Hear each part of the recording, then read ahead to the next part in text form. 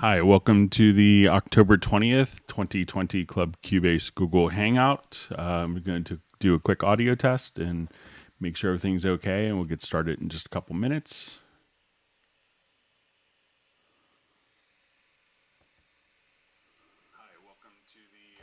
All right, sounds like audio is coming through fine. I'm just going to reposition a couple things in my setup, and we'll get started here.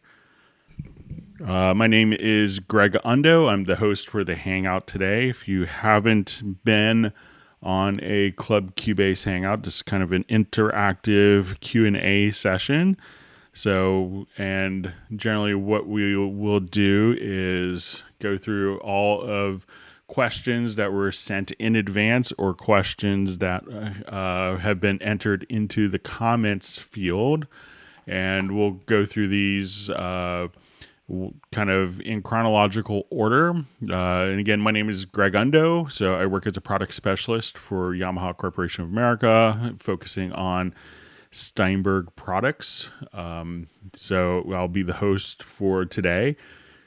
And we will let people get logged in. If you're watching this live, you can go ahead, feel free to introduce yourself and go ahead and tell us where you're from, and also mention if maybe this is your first hangout that you've been involved in. That's always good information to know, so we could go ahead and let people get logged in. Like many of you, I have family that are working from home during the hangout, so I may get interrupted. I also have my neighbors are doing a construction project, so if we hear sidewalks being cut outside my window, I'll apologize in advance for that. How the Hangout works again is you could send questions in advance to clubcubase@steinberg.de, or you could enter them in the live chat field. We'll try to go through these chronologically. We'll try to get through as many as we can. We'll try to go for maybe a little under 4 hours today to see what we can, as many questions as we could get through. If we get through them all, that's great. Usually we have more questions, and sometimes if you ask a question, there's obviously more questions that are coming in. The questions can come in faster than I have the ability to answer them, so I will be behind from the live feed, so I'll apologize for that, but we'll try to catch up. So just if you ask the same question repeatedly, that's not going to get the question answered. So I'll just kind of be scrolling through chronologically the list of questions. So if you ask the same questions a number of times, it just kind of slows down the whole process. So if we could try to avoid that, and sometimes if you indicate which version of Cubase that you're running, and if you say I'm running Cubase Pro 10.5 on Mac, or I'm running Cubase Elements 8 on Windows, sometimes that information is helpful too. So let's go ahead and see who is on our Hangout. And we will have probably the index done tonight, hopefully, of all the topics covered in a Hangout with timestamps. So we will. All right, so let's see who's on the Hangout. So we see Jay from Connecticut. I think it's New Haven. Okay. So see some questions from Mark Rabin.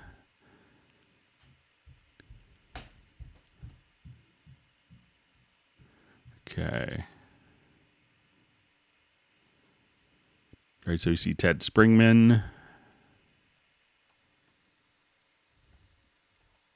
from Sherman Oaks, I believe. All right, so we see Jazz Dude on a Hangout from Heidelberg. We have Robbie Bowling from Dallas, Texas. We have Frank Young from Quebec.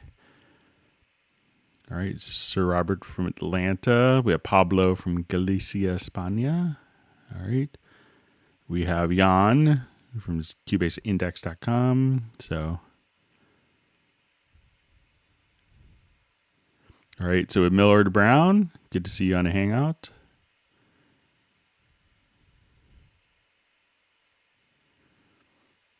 Okay. All right, so we have Big Cloud Productions from Liverpool. All right, so we have Sweden All right. So you have Agent K on, who's always super helpful, doing some moderation when needed, but seems like a lot of people behave. All right. So we have Amsterdam. We have Pete from Amsterdam. All right. So we have Matt from Fort Wayne.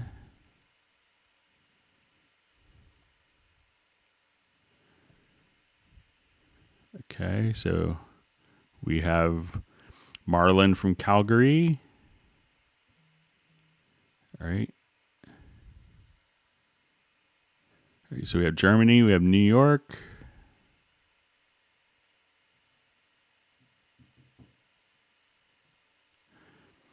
All right.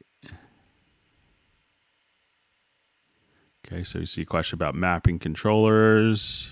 All right.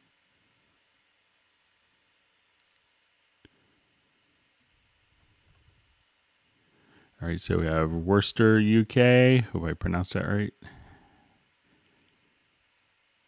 All right, and Jay from New Haven, Connecticut wants everyone to hit the like button. So we're going to let some people get logged in.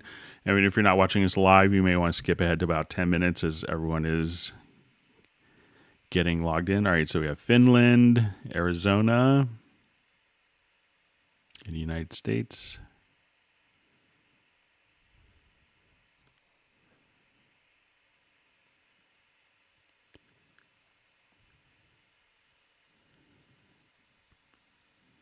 Okay, so we have American Canyon.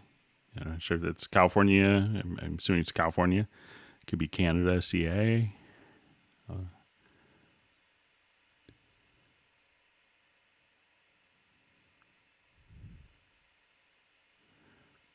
Okay, so we see a question on glides. So we'll get started here in a couple minutes.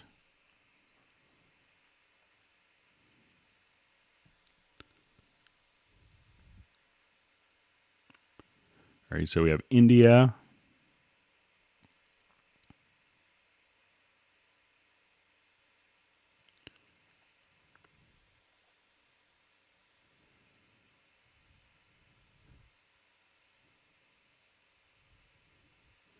All right, so we have Salem, Oregon.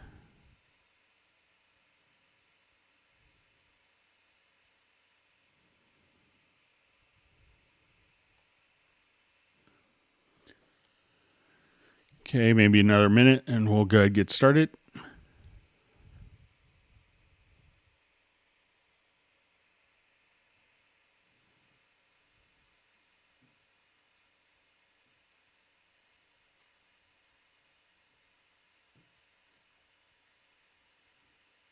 All right, so we have Estonia.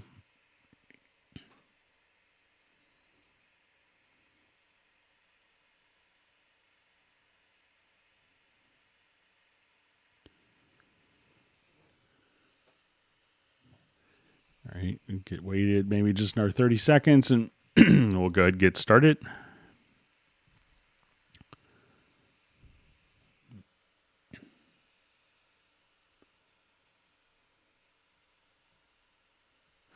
Okay, so let's go ahead and get started. Scroll up to beginning.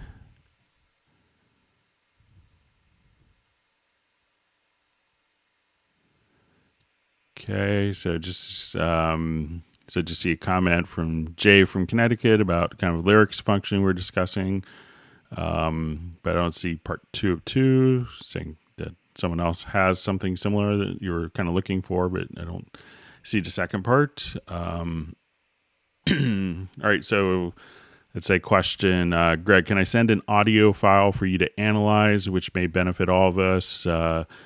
DEQ and compression mistakes. If so, how do I send it? You could send me a download link if you want.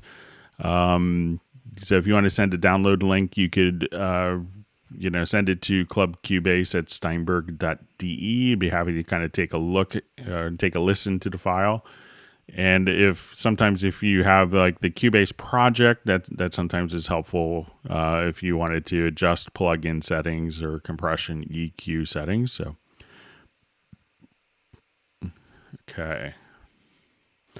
Okay, so from Mark Rabin, hi Greg, last session you started with diagonal hash on tracks. I'm still super stuck.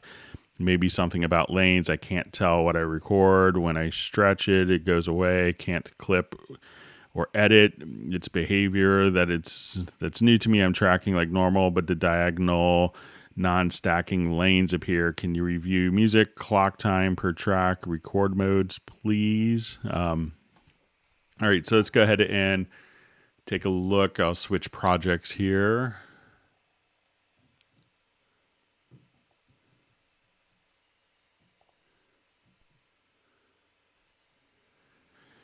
Okay, so generally, if you have, let's say, if I record an audio file and I wanted to put it into a loop,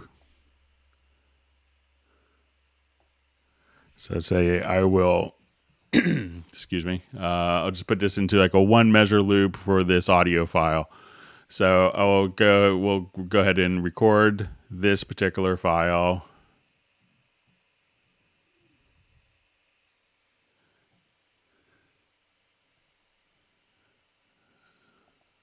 So I'll just put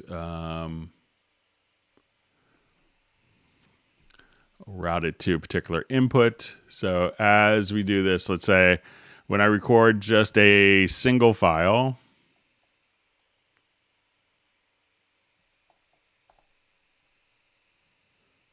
just undo that.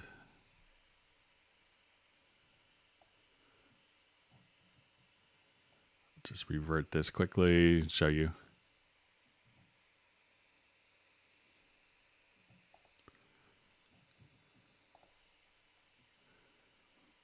Okay, so I'll just do this again. I'll make sure I have an input set.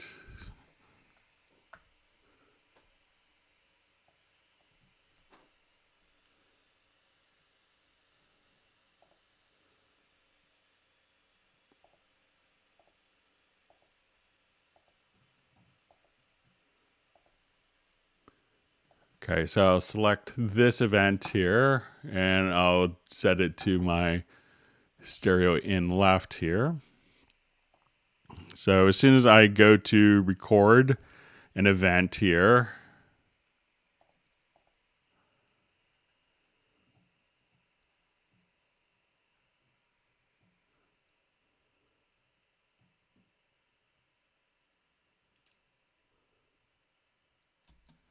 I'm not sure what's not recording. We just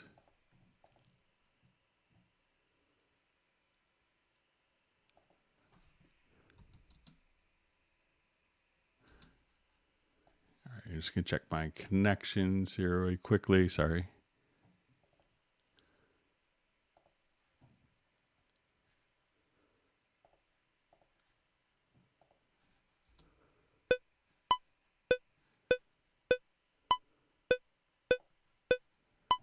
Okay, so let's say I just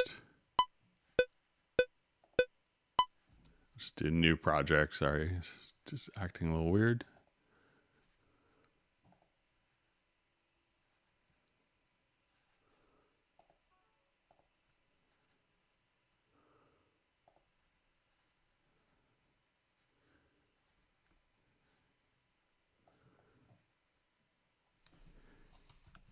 Okay, I'll just adjust this quickly.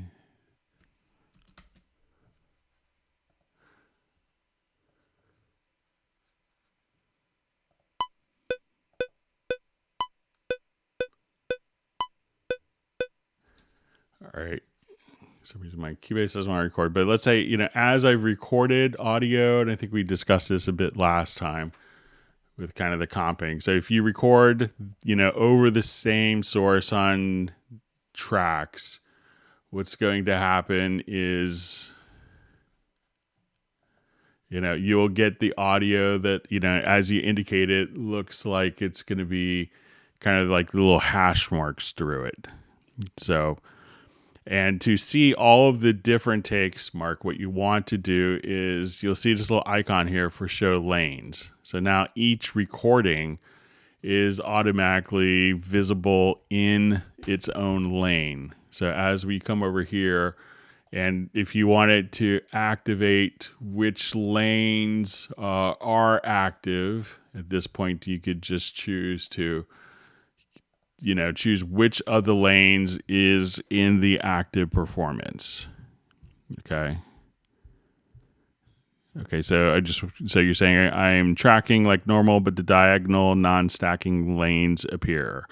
All you have to do is just kind of click on show lanes, and that should allow you to select whatever recording, whatever take you want. And if you wanted to create kind of a composite or a comp, we could just grab the comping tool here and just say, I want that section from that, this section from here, that, and you could select kind of different portions of different takes. So we can see anytime that we make a change here, that's going to be reflected directly in kind of our master take at the top. So when I close the lanes, these will be all those files that are selected.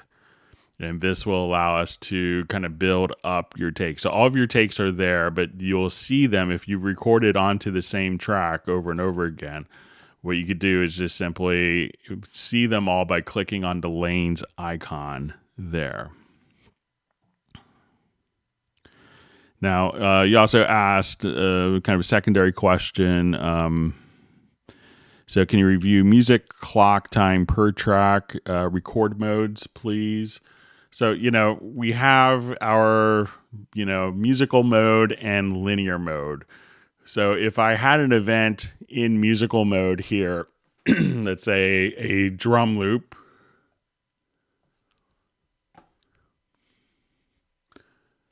So I'll just kind of pop right over here to my drum loops.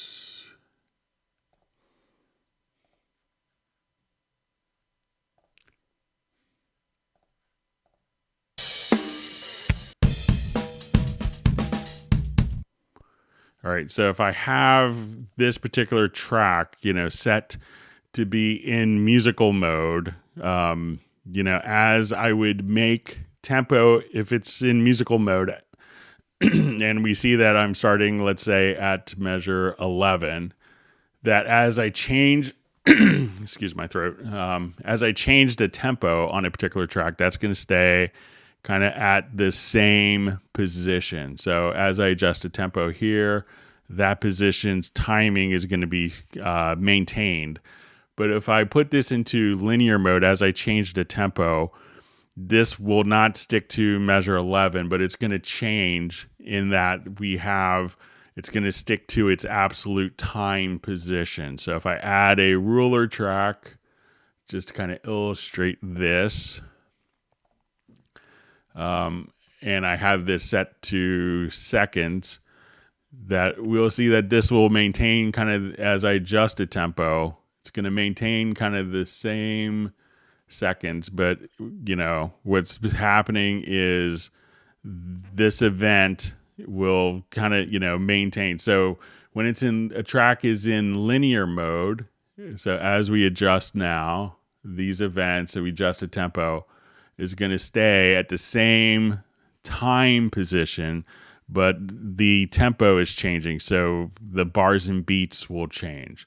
So when it's in linear mode, it's kind of tied to the absolute time and won't really respond to positions via tempo changes. But if it is set to musical mode for the track, at this point, when I change the tempo, this will always be at measure 11.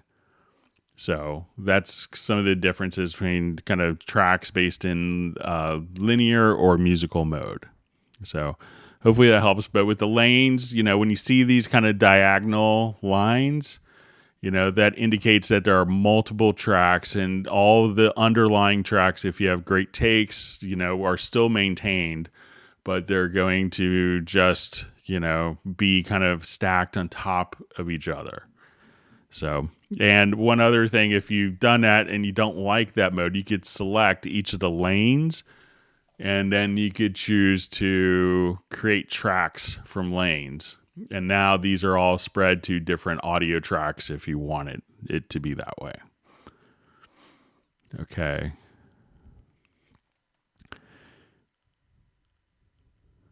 All right, so we see another question from Mark. Read manual on Groove Agent 5, which helped if you convert pattern To MIDI, you cannot use pattern in pattern editor dial. Thanks so much.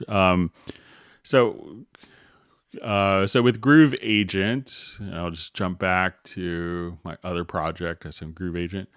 Let's say we have a pattern, and this matters with like the acoustic agents. So let's say if I open up this pattern, one of the cool things with Groove Agent is it could, not just utilize kind of one pattern, but let's say if I'm playing along here, there's different variations that we could have for each pattern. So if I wanted to be like less dynamic, I want to be softer or louder or more complex, or complex but soft, or simple but loud. So you could have this pattern control, and this could be, automated directly from within Groove Agent. And I think what the question's getting to is, once we drag that particular pattern to the timeline in our project, those settings aren't going to change that particular pattern, because this is just kind of the fixed pattern that you've dragged out. So if I have a more complex pattern, I could just, from the same pad, I could take that. And if we drag this out and we look at both of them in our drum editor, for instance, at this point, we could see that there will be, different levels of complexity for each of the patterns. So once you kind of dragged it into the project window, you're not going to have the flexibility to say more complex, less complex, more dynamic, less dynamics on it. So that's kind of what happens with the Groove Agent 5. So let me know if that doesn't make sense. Okay, so we see a question. Hey, Greg, how to scroll left-right tracks fast on Mix Console? Maybe by 10 tracks. Are there any key commands? Not by mouse, wheel, not by arrows, because it's too long.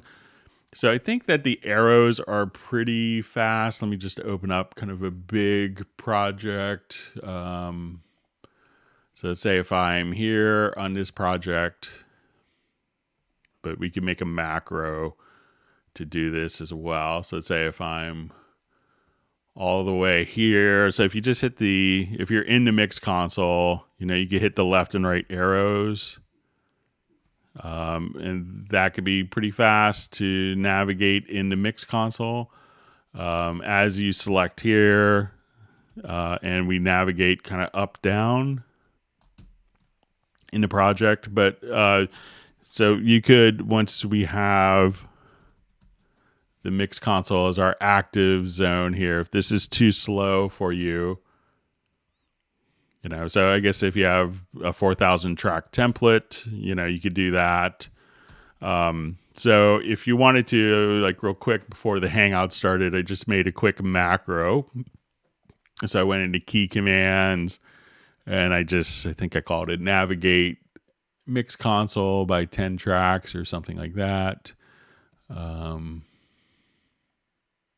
So navigate 10 channels to the right for Mix Console. So I just set up this, and I just said, okay, I just want to do this same command 10 times to navigate right. So instead of doing that once, I can now just come over here and navigate 10 tracks at a time. So, and you could set it up to kind of do the opposite way. So if you want to do 15 or 20, you could make macros and fire off your own key commands just to do that quickly as well. So give that a shot, and let me know how that works.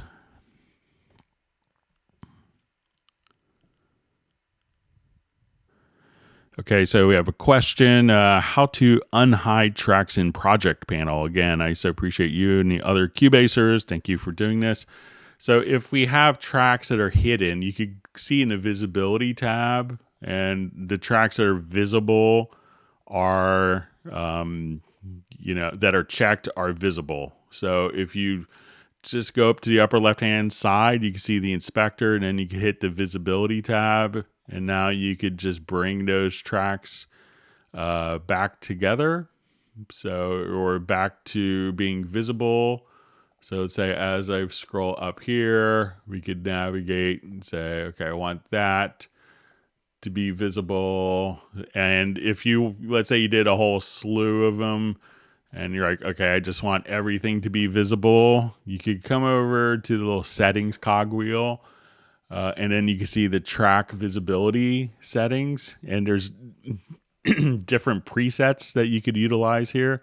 So once you have that open, and you'll see this little drop down menu. So you could have your own user presets, but you could just say, show all tracks, or, I wanted to take this,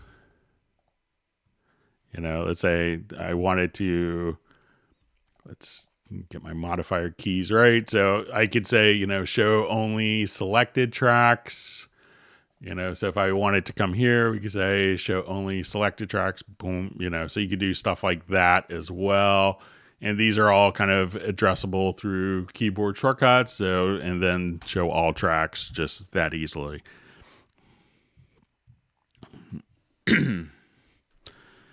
All right, so you see a question from Ted. Noting a growing number of audio interfaces that transmit CV, but not Yamaha, so can we presume Steinberg is not warming up to the modular trend and its collective rat's nest of patch cables? I know there's been discussions of, maybe future projects that will have CV functionality within the audio interface. So, it's probably not the ability of not having that feature on an audio interface doesn't mean that, Steinberg is not warming up to the modular. We have lots and lots of users using extensive modular capabilities. I was just kind of doing a demo in the last couple of days with, did kind of a Zoom meeting with Tom Holkenberg, Junkie XL. So he's obviously, has a pretty huge modular setup. So lots of our users do it. So I wouldn't take that as being that we're against CV just because our audio interfaces don't have it. Okay, so we see from Frank Young. Hello, Greg. Can you show how to set up the control room to have 4 different stereo headphone mixes in recording mode? I was able to do it in play mode. Thanks.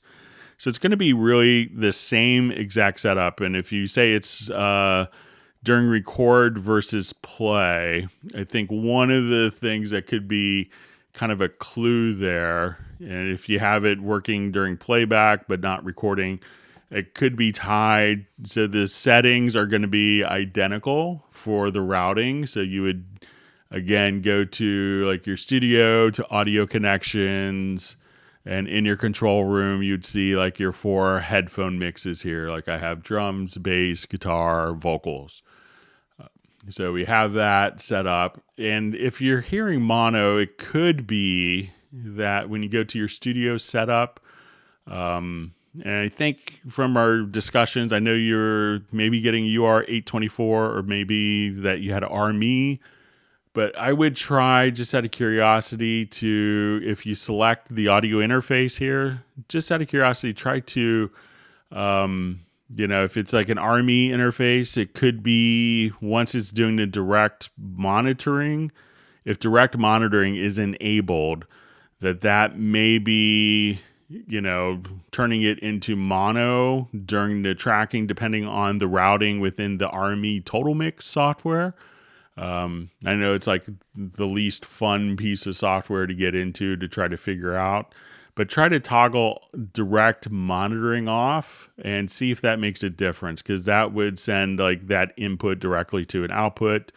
But try toggling that. And if you're running the RME interface, open up like the Total Mix software, and then you could see the signal that's being sent out from this input directly there, but there's no real configurations differences that are needed for playback versus recording. But if it's, changing that for recording, I would try toggling the direct monitoring status. And I think that would probably do. I know you've been getting that configured for a while.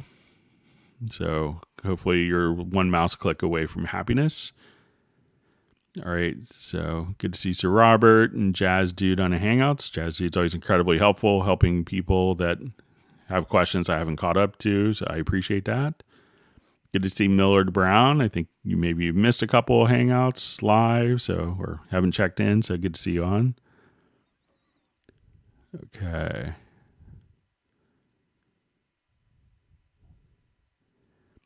Okay, going through some introductions.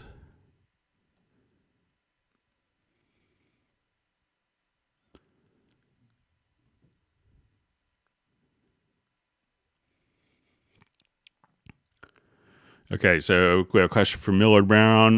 Greg, I'm enormously confused with the hypnotic dance instrument in Halion, specifically the step modulator. Sometimes no effect from it all. How's it all hooked up? Mod, matrix, etc. So I haven't played with that, but we'll take a quick look. I'll just sneak back to this project here quickly.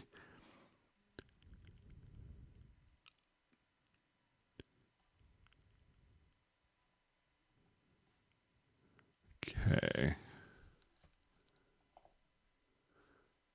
And we could really kind of run it from any of it, but I'll just do from Halion 6 here. So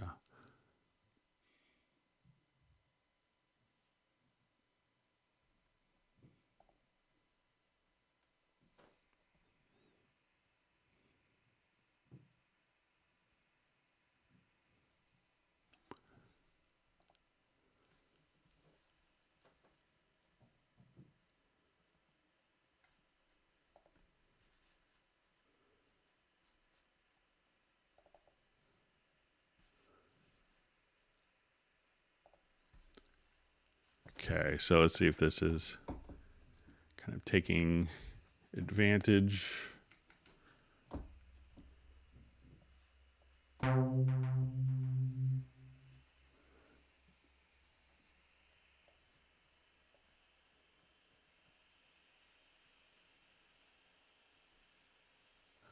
Okay, so let's see if we could.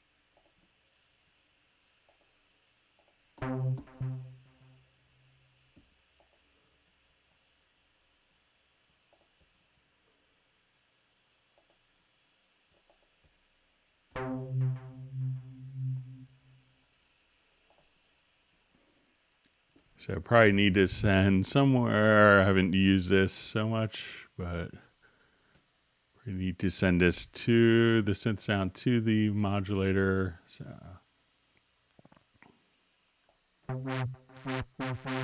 okay. So there we have kind of our depth control. So at this point, let's say if I, all right, so now we have the depth control. Let's go through a couple of different presets here. So let's,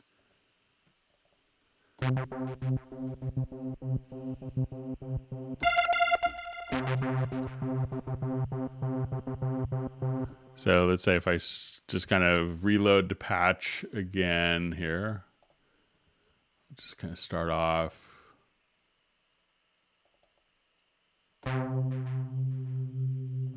And so now when I want to do this, we could start with some of the presets. So let's say I'll just come over here to like a gate and then adjust the depth.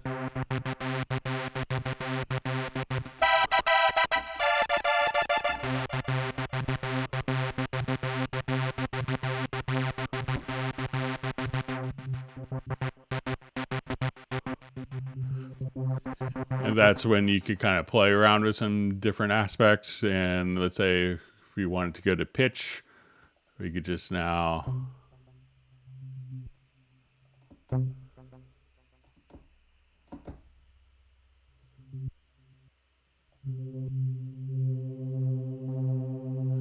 So, and then, so, make sure that you have kind of the depth of this kind of setup correctly. But, play around, especially some of the like, different modulation stuff. So you may not notice it so much.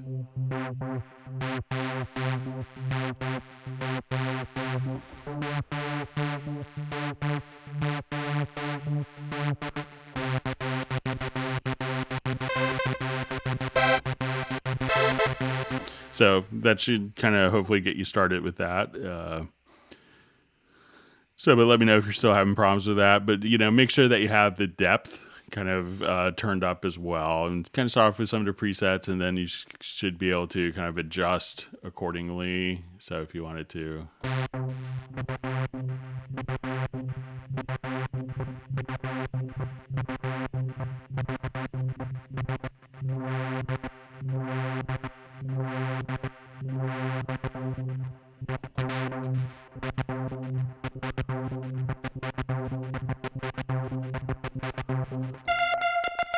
So you can make it parts a little more interesting with that.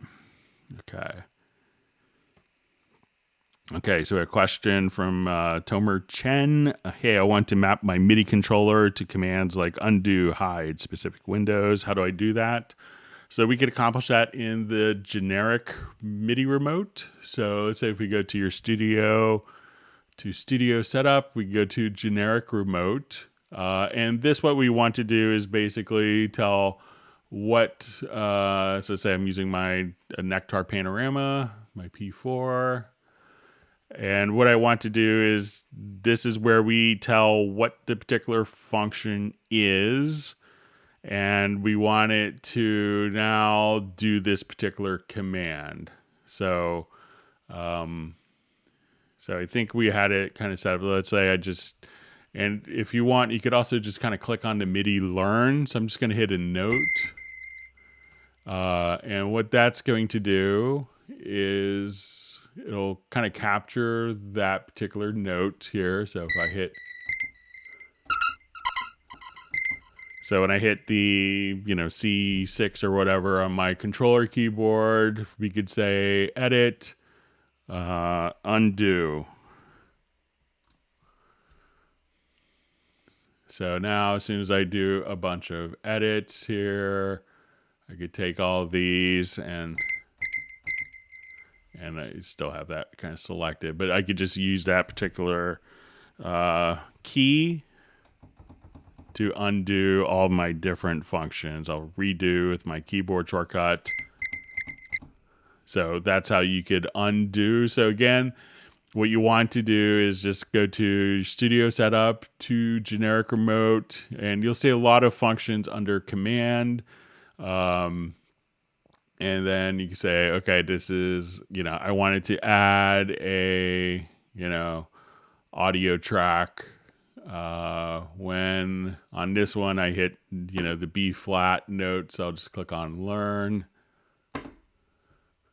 So now I hit the B flat, it goes to add audio track. So you could have like your MIDI controller almost, do a tremendous amount of, I know people that have entire MIDI controllers set up just for, just using them as dedicated controls and a control surface. So make sure that you have Studio to Studio Setup. Select generic remote, set your input and output, what MIDI message is coming in at top, and what function it's doing at the bottom. So give that a shot, and that should hopefully make sense. And I'll save this so I could have those notes again. Okay.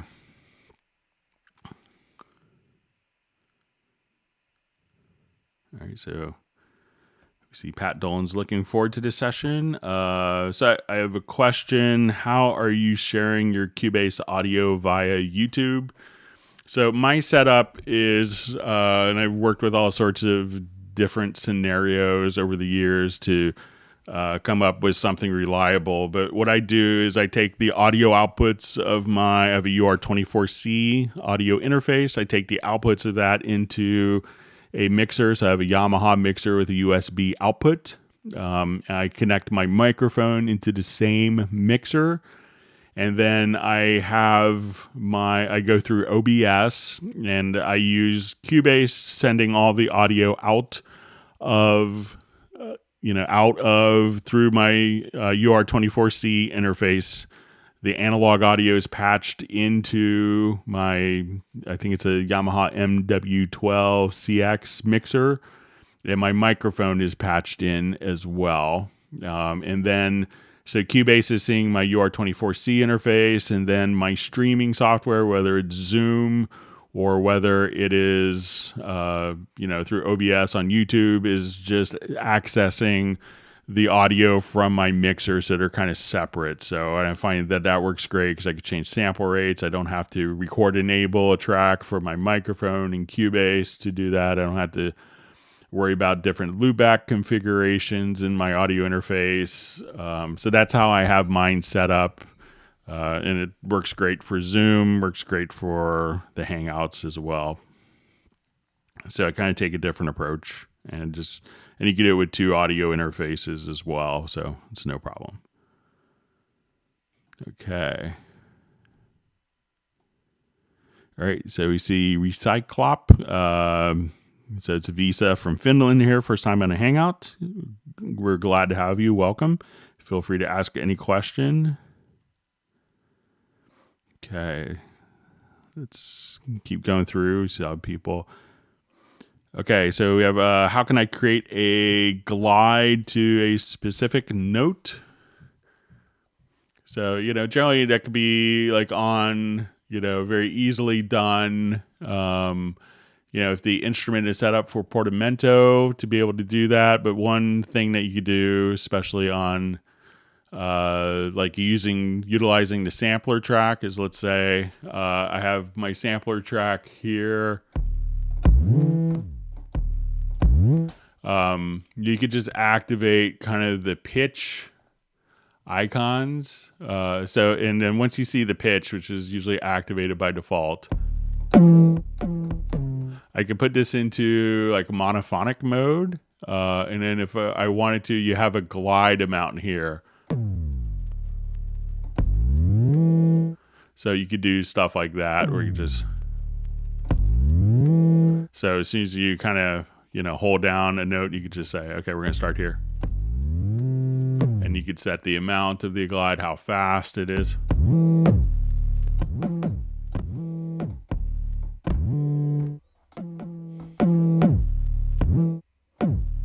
So from the previous note, if I just want to go, and let's say if I want that to be a long glide, so say the last note was there.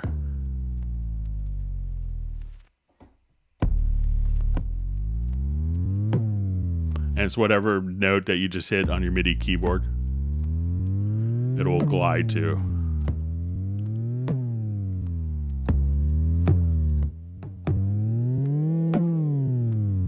So there's some tricks you could do with the built-in sampler track.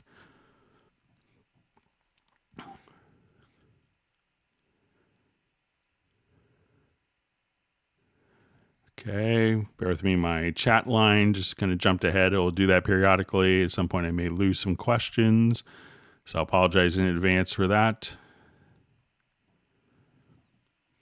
Okay.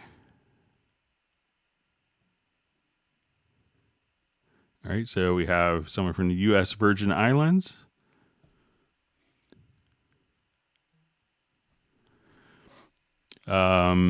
So we see our Cubase 11 gets updates in I/O connection side. I love Cubase, but I love Pro Tools I/O setup. Cubase I/O setup is very slow, and even cannot use stereo inserts as mono different inserts from Estonia. So, so I can't really comment on Cubase 11 because it's not out yet. But you could save the IO configurations as presets. So, once you kind of have this done, you could come over here and store presets for like your control room, your ins and your outs. So that's pretty fast to set up.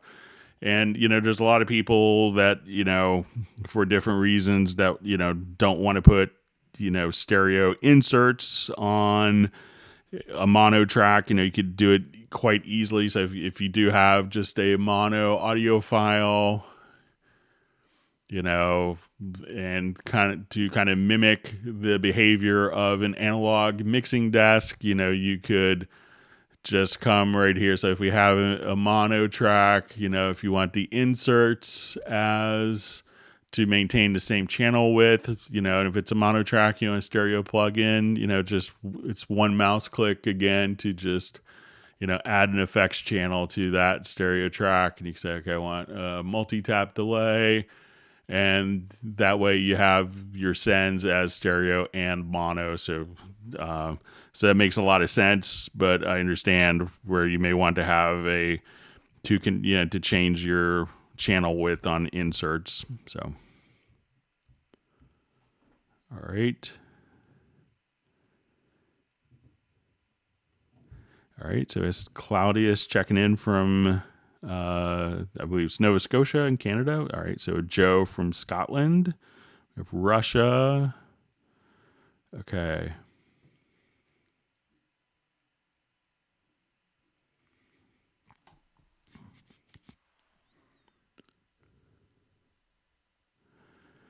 Okay, so I just see I'm trying to connect a controller to VST Connect Pro. Any tips? I'm not sure if it's a MIDI controller or if you're trying to actually control different parameters for the VST Connect Pro. But if you wanted to, so let's say if you had it on a particular plugin, so let's say if I come here and I had VST Connect, you could probably go directly to, your generic remote.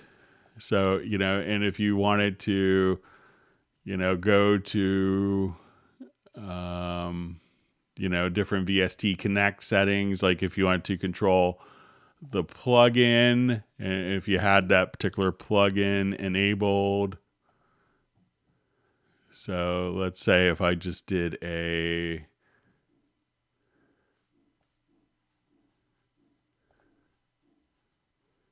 all right, so as we do this, and I wanted to control, the performer here, we could, and if you wanted to control the plugin parameters, you could, I think, just go into, some of the different plugins are available, but let's see if we could access it more directly from here.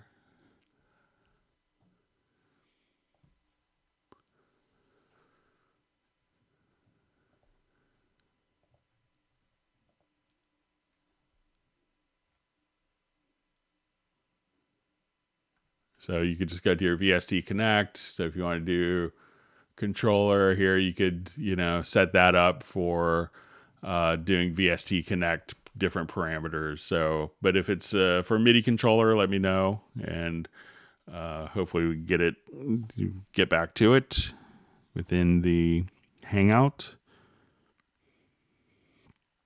All right, so a question from Pablo.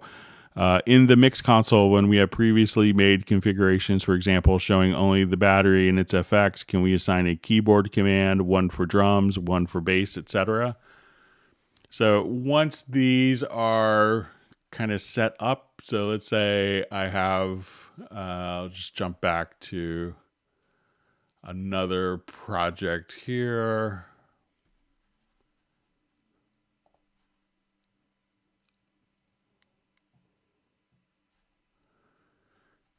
And let's say I'm in my channel configuration. So let's say I will look at this, and I only wanted to see like these particular channels. So at this point, we could go to your configuration and say show only selected channels, and we could add a configuration. So we'll call this, drums. So that goes as configuration 1. So I will come over here. Let's show all channels, and I want it, let's say these are my audio tracks going across here.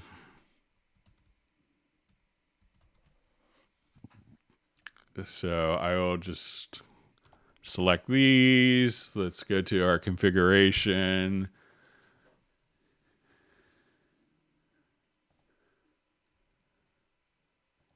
And again, add configuration. We'll say audio.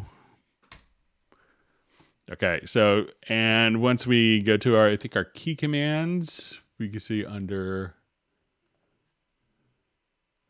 be under visibility.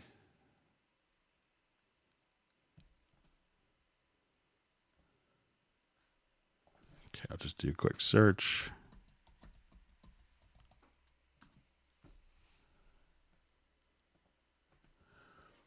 So here you could have your different visibility configurations. So you could have 8 of them recalled. So at that point, those will just be recalled directly from the keyboard shortcut. So that way you could say, I just want to go here, see those are my drums, this is my audio, this is my bass, those are my guitars, or I just want it to, again, show all of the channels. So that way you could have different keyboard shortcuts to only show what exact configurations you want.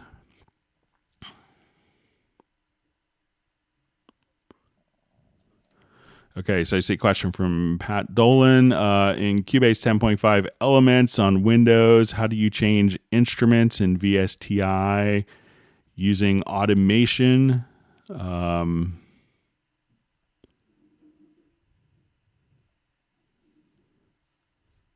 Okay, so let's say, and this would kind of be the same. So if I come here, so I guess you want it maybe to change the instrument track. So let's say if I wanted this to be a retrolog track,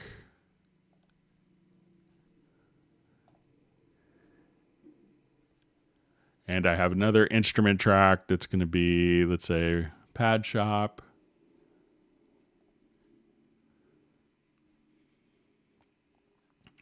So, what you could do is if you have MIDI data that's on one instrument track, so let's say we go here, double click, and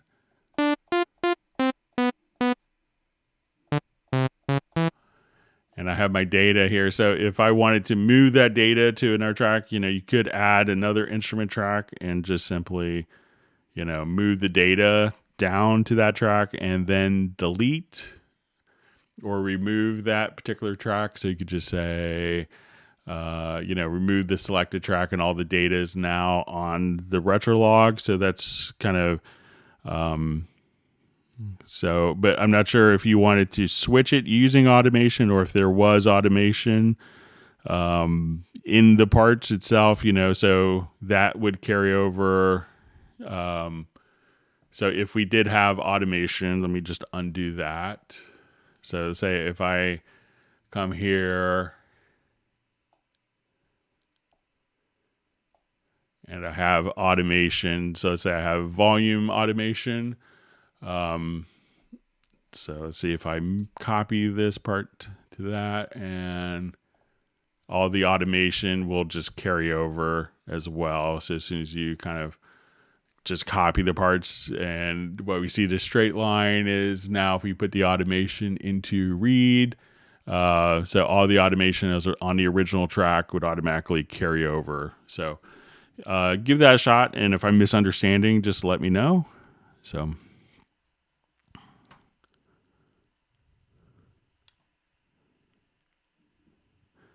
okay, so let me just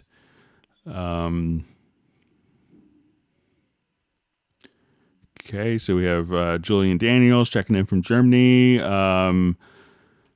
Let's see, any release date on Cubase 11? So it's, I'm sure that there's people working on it. So, but nothing that's been officially announced. So, and I understand the frustration of me not being able to give you a full, complete answer that, but that's how it goes. So. Okay, so a question on Very Audio. I have vocal tracks recorded at the same time. The tracks bleed to each other, and Very Audio analyzes go jumping up and down is impossible to use. Any tricks to that? So, if you have...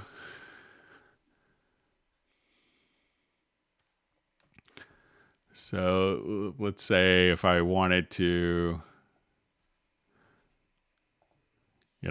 so if you have a lot of vocal bleed in Very Audio or any tuning thing, it could be tricky. I would try maybe to do, as much editing as you can, so if you have, tracks that are kind of bleeding through in the audio editor, maybe someone is just kind of talking here, I would try to cut out as much of the information as possible. And with any pitch correction software, if it could be tricky sometimes for live stuff, where there's a lot of bleed through of instruments, because then you double click and you raise the pitch on a vocal. And then if there's instrument tracks that are kind of being bled into that, you may run into different situations where you're raising the instrument track out of, you're tuning that in the background. If you have it a lot, you could often go into like a tool, like, so if I go to my audio menu here, and sometimes, if it's a really critical part, you could do like spectral editing. So you just go to my audio to extensions, and this is with spectral layers. And what this will allow you to do is to, go through and kind of, independently, where you could see like, your vocal range here and be able to, as we play.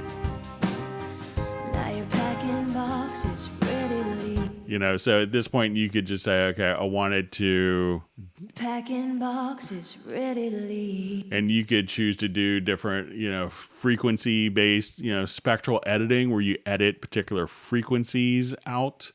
So, if you wanted to do, just for example, you could just, delete, go in and delete, different harmonics or different elements within the recording. So for extreme cases, I've seen that done.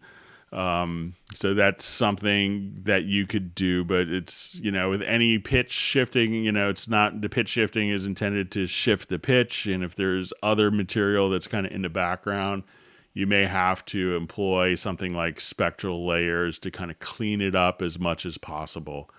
But yeah, I had friends who play in the band Riders in the Sky, and my friend Joey Miskelin, who's probably probably the world's best accordion player, just and the nicest guy in the world as well, just incredible musician. And he had a whole project, and they do a lot of music for doing with they do a lot of Pixar music, so they did a bunch of, like for Toy Story 2, they did a big actual song, Woody song for that. But they did, and they do, it's like violin, accordion, like upright bass and guitar, and 4 singers. And they did a whole concert with the Nashville Symphony. And the Very Audio is the only thing that would allow them to do the tuning correctly with all the bleed through of the symphony into their vocal mics. So, but it could be challenging. So, all right. So good. Just close this project quickly here. All right. All right. So let's go to the next question.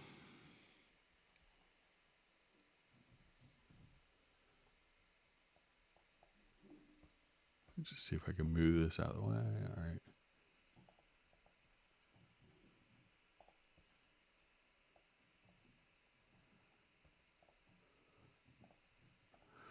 Okay. So let's go ahead and read through.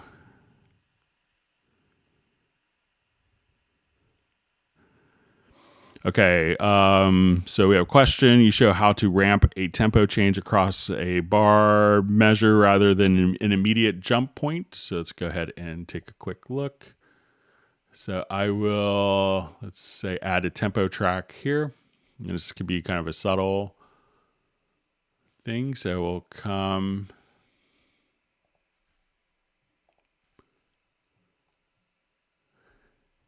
and I'll add a tempo track.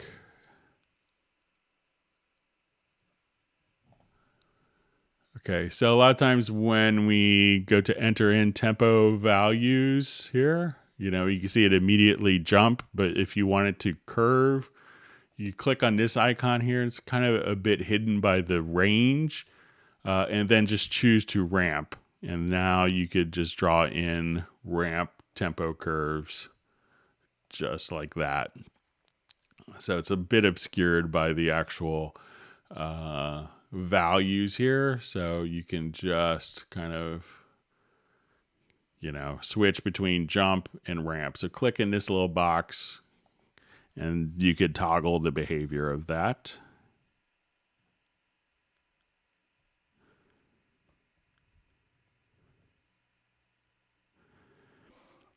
Okay, so we have a question about Halion Sonic. Is there a way to create custom group list of favorite patches, sounds for quick access?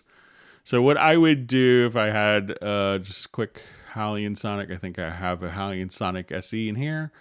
One of the great things that you can do that people often don't utilize is the ability to do your different star ratings. So by default, everything will have kind of 3 stars. So as we look at this, and really all you have to do is like your favorite patches, just give them 5 stars like this. And then you can say, oh, I'm only looking for my 5-star patches. Or look at all my 4 or my 3-star patches. So at this point, you can say, I want to see everything that falls within 1, 4, or 3 stars. So just give it the patches you like. And then within, Halion Sonic, just say, okay, I'm looking for 4-star sounds. I'm looking for, 5-star sounds. So at that point, we can say everything kind of starts as 3-star. And as you do this, okay, I'm looking for, 5 or 4-star.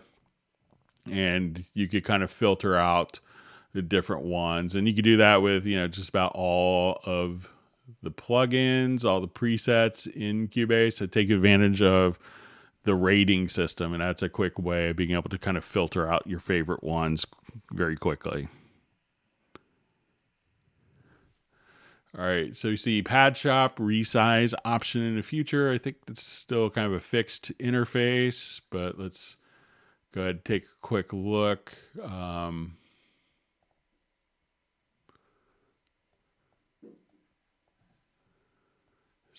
And sometimes, we always, have the ability, people wanting it to be resized, some people not wanting it to be resized. So, but I'll pass that along to see if that's going to be maybe an option in the future of being able to resize. And it can be tricky sometimes with, the multitude of high DPI scaling and displays. So.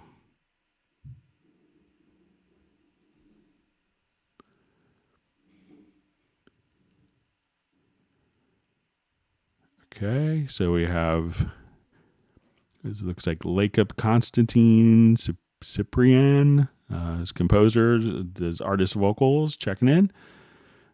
So I just see, I believe IC Pro does not support Cubase 10.5, or maybe does not work for me, will be supported in future. Any other remote control app in roadmap?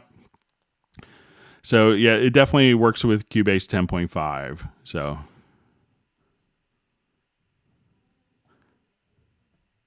So it's definitely, still viable and functioning. So you make sure you have it set up and configured right.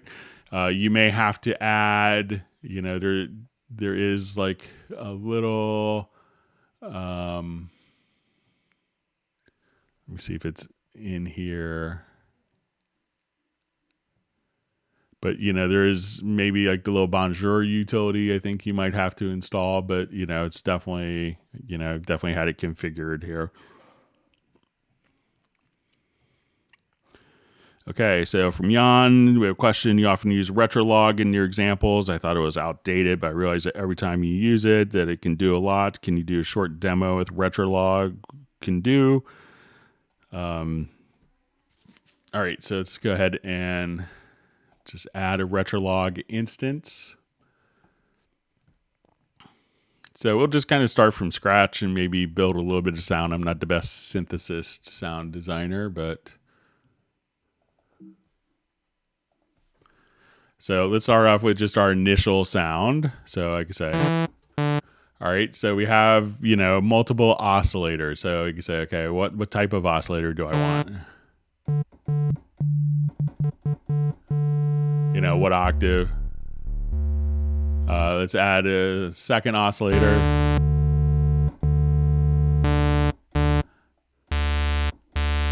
And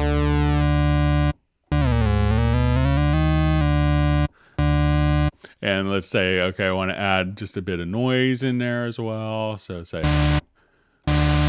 white noise. So we could just kind of, and, we have different volume controls for each of the oscillators. We're going to have control over kind of our ADSR functions as well. So, all these kind of different aspects. I still have this thing kind of hanging over. I may just restart so I get this screen real estate back. Bear with me for a second. I'll see if I could restart my Cubase easily. Give me just a second.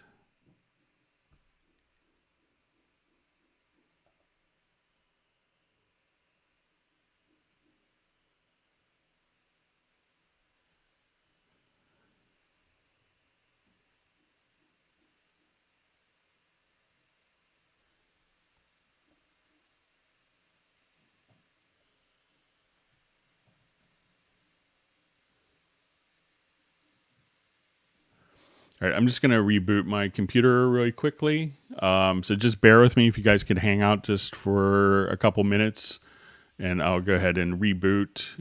But just kind of hang on. Sorry about this.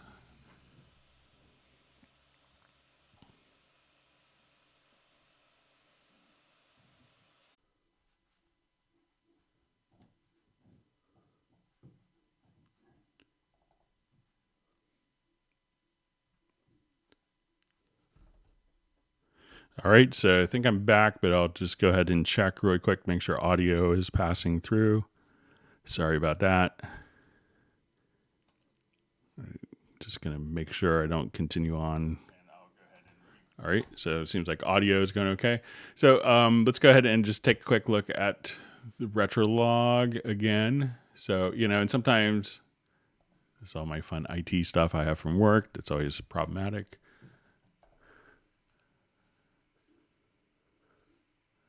Okay, so let's say if we just kind of, and sometimes the best way to kind of, experience Retrolog is kind of, play around with it, just load up some different presets. So let's say, okay, I just want to come over here to Brassy Lead. Yeah.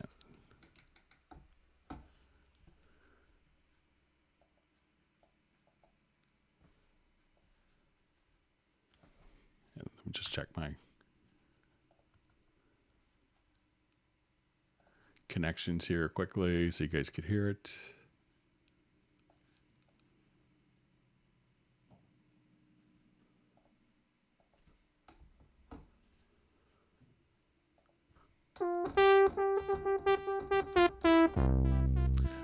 So as you do this, Retrolog is going to have also, different monophonic modes to play back. But if you wanted to, change your ADSR. You're going to have a whole modulation matrix. So you can say your mod wheel is going to control the LFO to do. Plus, you could get into like all of your built-in effects, different arpeggiators. So if I wanted to come here and just start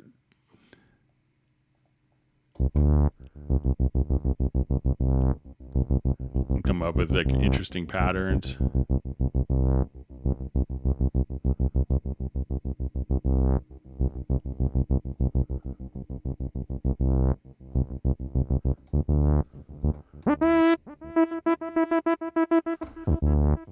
And you could have different aspects that you do, but always play around with the great sounds. This is an amazing virtual analog synth. And really just, kind of dive in, and you could do a lot of backward engineering of sounds quite easily.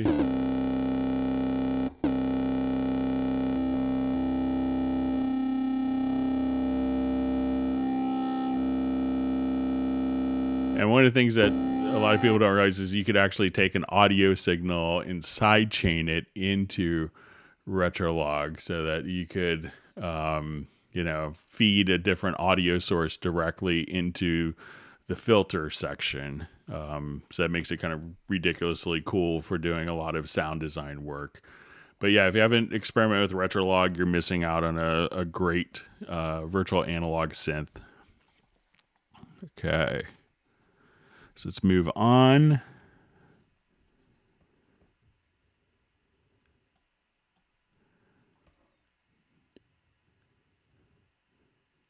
Okay, we're seeing someone has Cubasis for iPhone or their phone. That's great.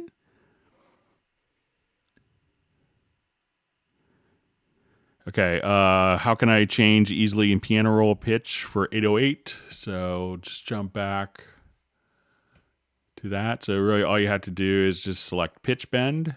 So, if you have a particular note, so let's say if I have this track, I could just, like this is in my sampler track. So if I wanted to take this, you could just do pitch bend and just kind of draw in pitch bend on one particular note. So as we do this, and you could have each instrument could have its own pitch bend range of how far that's actually going to go. So once you go to the sampler track, you could set your pitch bend range for each of the different instruments as you do this as well. So but really any MIDI part, you could just kind of come right over here and just select pitch bend and be able to just draw a pitch bend in quite easily. So you could just say, okay, I want that to go up. So you could, pitch bend drums, So any source that you want to just draw a pitch bend, just select it in the bottom and draw it in.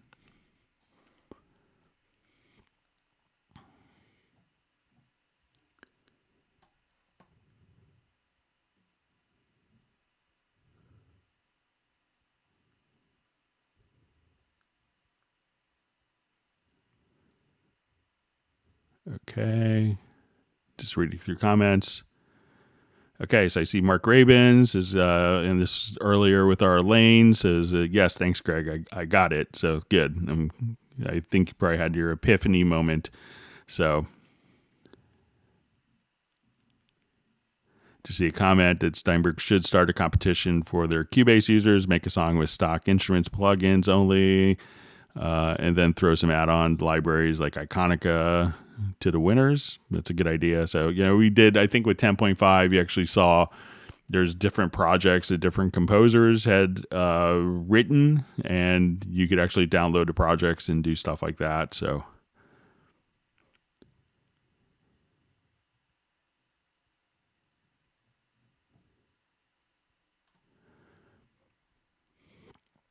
so you just see a question from Kevin. Any Cubase 11 news? So I think it'll be ready, be available and shipping when it's ready. So, but nothing we could share. But as soon as there's news to share, we'll do kind of a special session, I'm sure.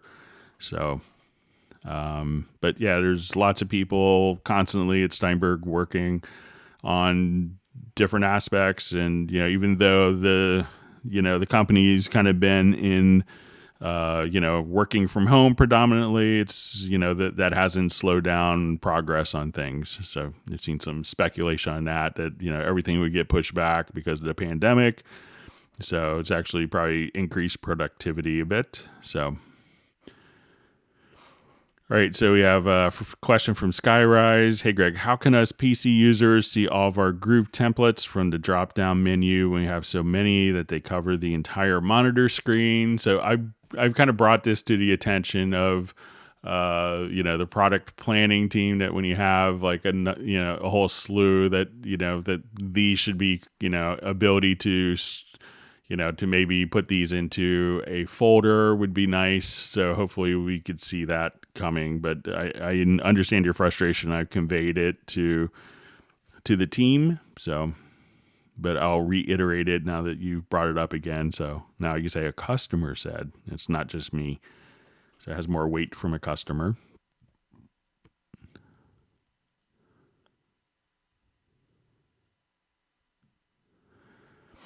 Okay. Hello, Greg. I want to control the tail of the reverb automatically. When the vocal sings, the reverb time value goes down.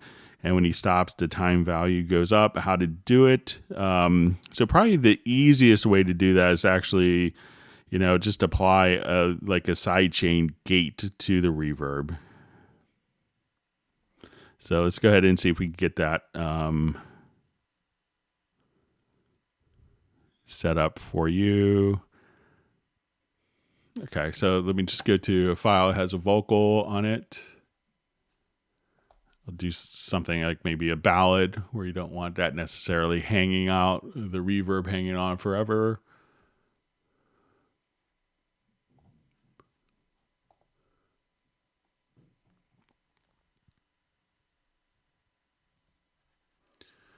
Okay, so let's say if I have...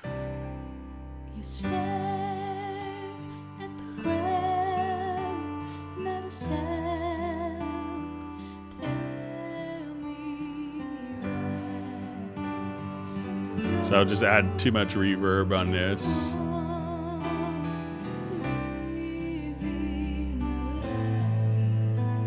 And let me do like just a ridiculously large reverb.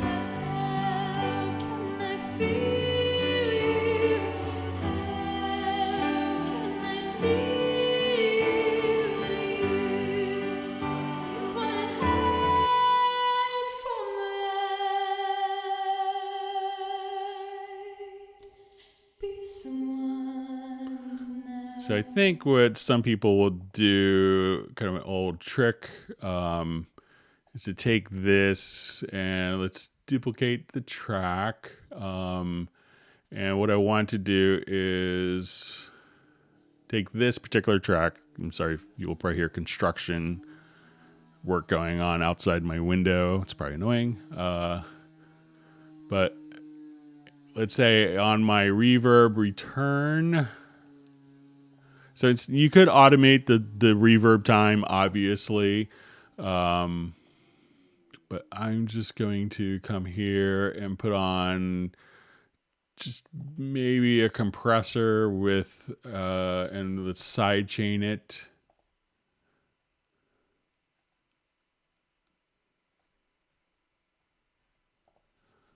Okay.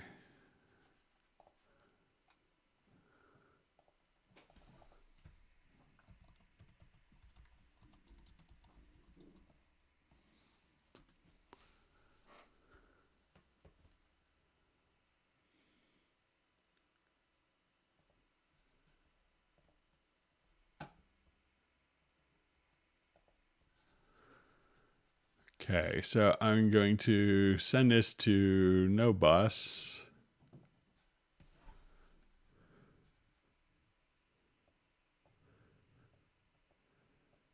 And let's go squash a little bit here. You stare at the ground, not a sound. Tell me why. So we have... Something's wrong. We can't go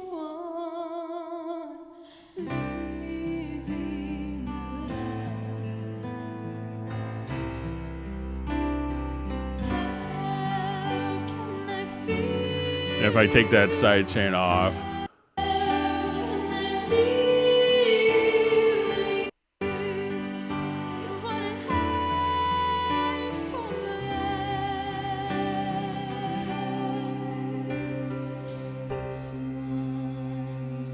so without the side chain,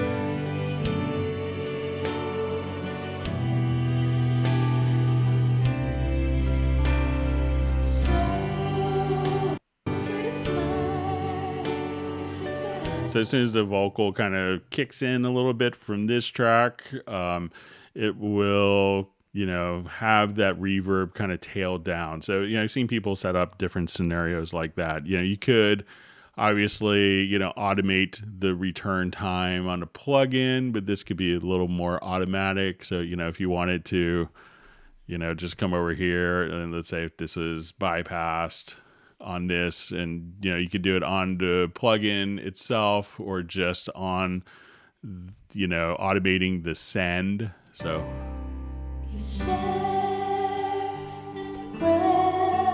let's say you want,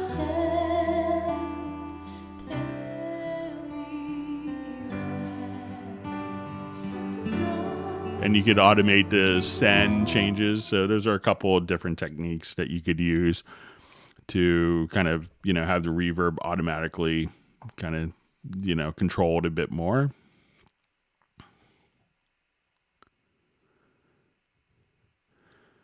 Okay, so I just see a question from Asher Albert. Hello, Greg. When I put the cursor at the beginning of the bar, don't count correctly. Why? So let's go ahead and I'll just do another project here. Maybe it's in 4/4.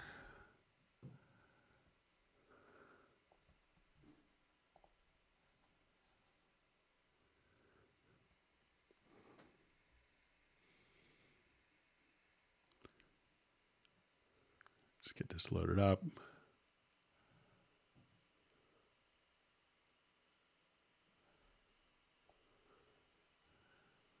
Okay, so let's say if I'm here, we could have this kind of snap directly to the bar. So let's say if I put my click on, and I'll just try it kind of maybe like after the song so we could hear the click. Well, so say snap to the bar, and make sure I'm reading it correctly. So when I put the cursor at the beginning of the bar don't count correctly. Why? So it could also be, there's some settings maybe for pre-count or pre-roll, but it seems like that is, and let's say if I start here, so it seems to be kind of working correctly, but just in case, check if you go to transport. I think if you go to metronome setup, you could say, okay, click while count in. There's also, time signature at the count in point. You could just also activate the count in. So as we just record, so that will give you like, one measure of count in, or if I just wanted to, not have that count in where it's going to be, we'll just start to record. You could activate that in the transport panel, but it seems like that's kind of working as expected. But if I'm misunderstanding, let me know. All right. So it just sees Lake Up indicating I have Yamaha R&D old. So the R&D plugins for the Portico, the 5033 and the 5043, they're still, phenomenal plugins. So even if they haven't been updated, they didn't, they kind of nailed it originally. So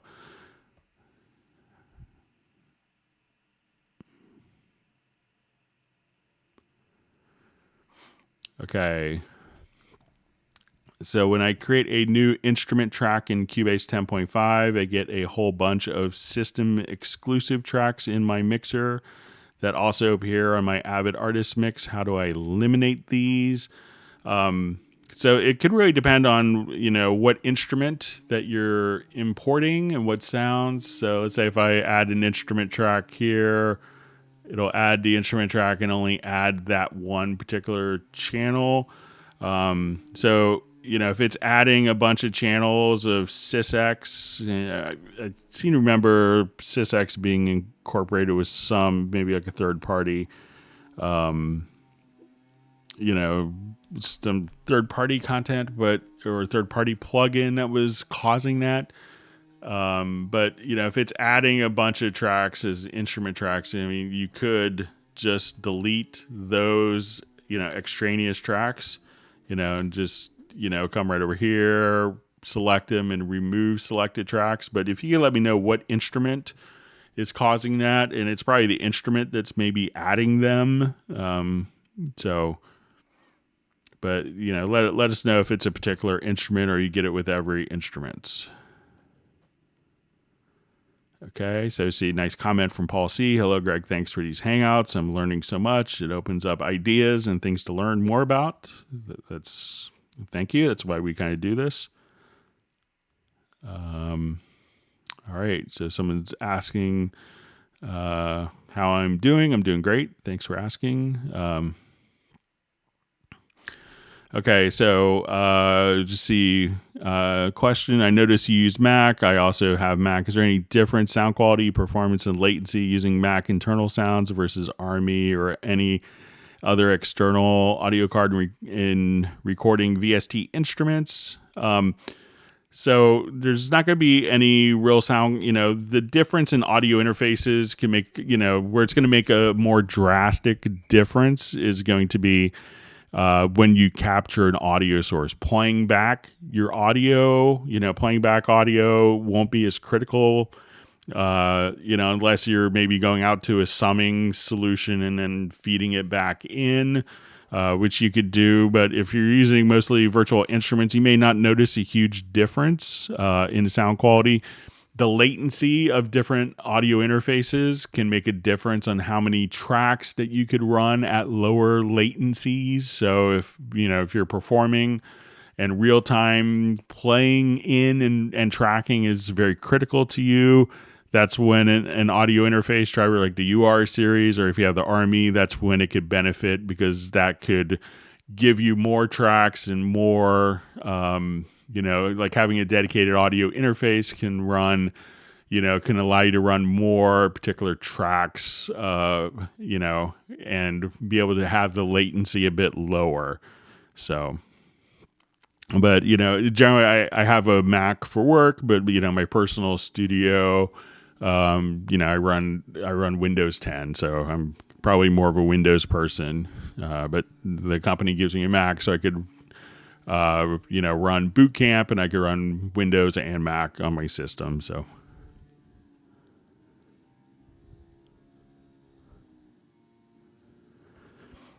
okay, so I see question. Hi, Greg. Why is there always a buildup of ultra lows whenever plugins are used? So a lot of times, it's not necessarily, the use of plugins that builds up ultra lows, but a lot of plugins may kind of induce and add that. So if you're adding like distortion plugins, if you're adding console emulation plugins, if you're running tape saturation plugins, those things over a number of tracks can be cumulative and can kind of add lower noise to the particular project. But, just the fact that you run plugins isn't causing that, but it could be your choice of plugins that you're running that's causing that. Okay.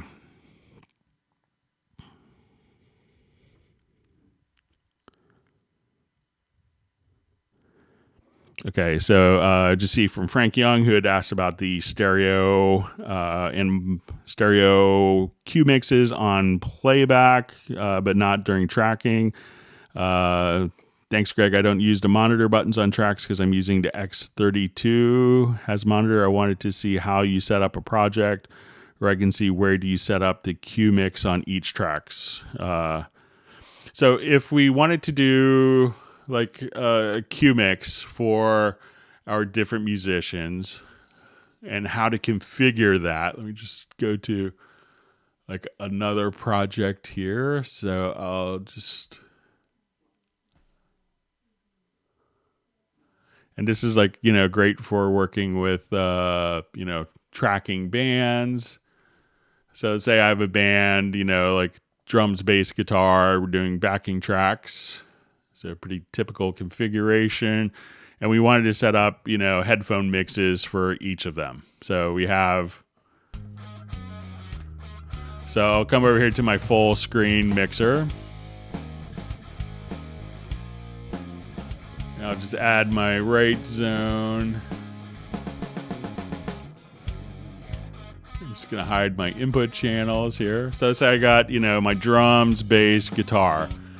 And I wanted them to each have their own headphone mix. So I've defined in my control room in the studio setup that, not in the studio setup rather, but in the audio connection setup, hate when it's operator error on my end. So I set up I just added my stereo cue mixes here. So I've added one for drums, bass, guitar, and vocals. Once we're in our mix console here, we can see our racks. And you want to, for this little drop down, make sure that you have the cue sends activated. So I'm going to hide my input channels because we're not going to need those. And let's open up our cues. At this point in the control room, I may want to, instead of having to set these all manually, which you could do, it's great if you get paid by the hour. But I could just kind of right click in the cue area and we can say all cues. And then what I want to do is first, I'm going to say, let's activate all the cue sends. So this is going to turn them all on. So I say enable. Okay, I'm going to first select all the channels. Sorry about that. So now we're going to activate the cue sends. So we click enable and they're all turned on. And what I want to do is say mimic the mix of my project here to all the tracks. So what I'm going to do is say all cues. Let's use the current mix settings. So I do that, and this basically translates all of the mixes that we see here into our cue mixes. So once we have that done, and I could do the same thing for panning.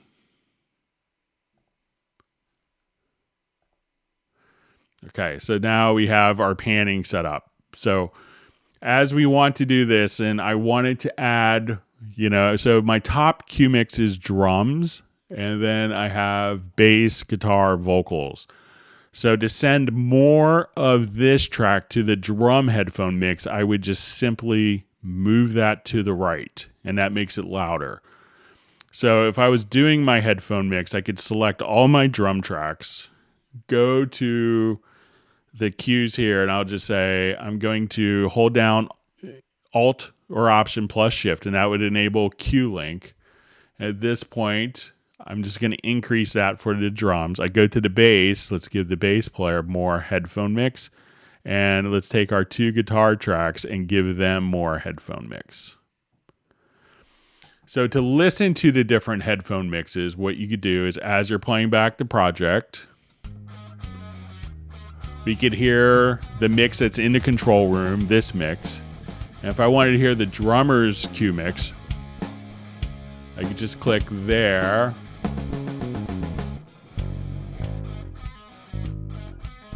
So let's say that, everyone wants their kind of more me headphone mix. So we go to the guitars. That's what the guitarist is hearing. So if I want to go to the drums, and let's say I'll just come here again, select all these, activate my Cue Link. So this is the mix that we have. This is our drummer's cue mix.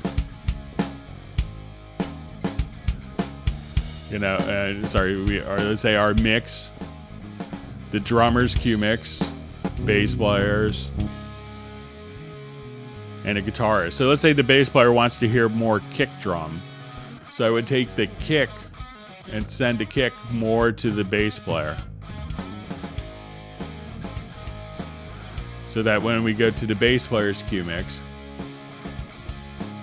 sorry, keep clicking on the wrong thing. So the bass player's now hearing more of the kick. And let's say the drummer wants to hear more bass in their headphone mix. So that's how you can set up kind of independent cue mixes for each of the different sources. And this is what the mix is in the studio.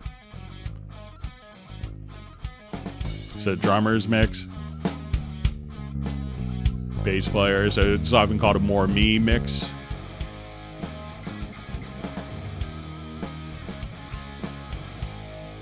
So that's what you could do. And you could also access these on the individual tracks. So if you wanted to very quickly, you'll see like your sends here, but you could also see your cue sends. So if you just have one particular track open, just click on the cue sends tab, and then you could adjust it on a track by track basis as well. So hopefully that helps, Frank. So let me know if you have still more questions.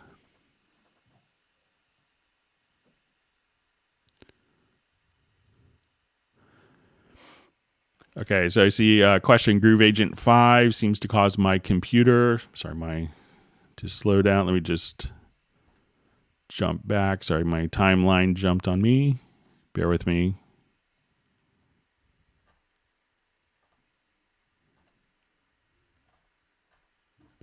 I may have lost some of the chat questions.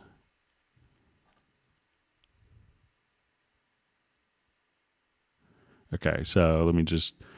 all right, so I think we're okay. So question, Groove Agent 5 seems to cause my computer to slow down with audio clicks and pops. Is it that much more resource hungry than the SE version, or are there settings to help? So if you have this in the full version, and this is kind of the same setting in both the full version and the real version, and kind of the full version and the SE version. So if you go to options, it could be that you need to allocate more memory. So here you'll see kind of a preload amount that's probably default to 1200 megabytes. Just, double click and increase that to, double it to 2400 megabytes. So that just kind of could be throttling the RAM. And if you're loading in big kits, you could adjust kind of the preload amount. So I would try adjusting that and see if that makes a difference for you. I think it will.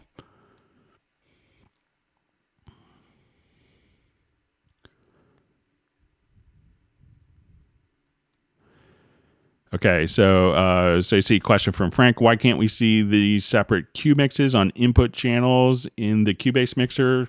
Because it's not the input channel is where the source is coming in, but it's this channel, not the input channel, but the actual track that you're recording to that you want to set that's where you want to see the cue mix. Because it's going to be going on this particular track. It's not on the input channel layer, but it's going to be on the actual audio track layer. Because the input channels just kind of feed into this. So that way, you could add some additional sources, but you want to monitor directly from the tracks themselves and not the input channels. So because the input channels really don't have kind of a home and they could go anywhere. So, the input channels aren't tied to the track. So you want the track to have its cue settings and do the cue sends directly from there as opposed to the input channels.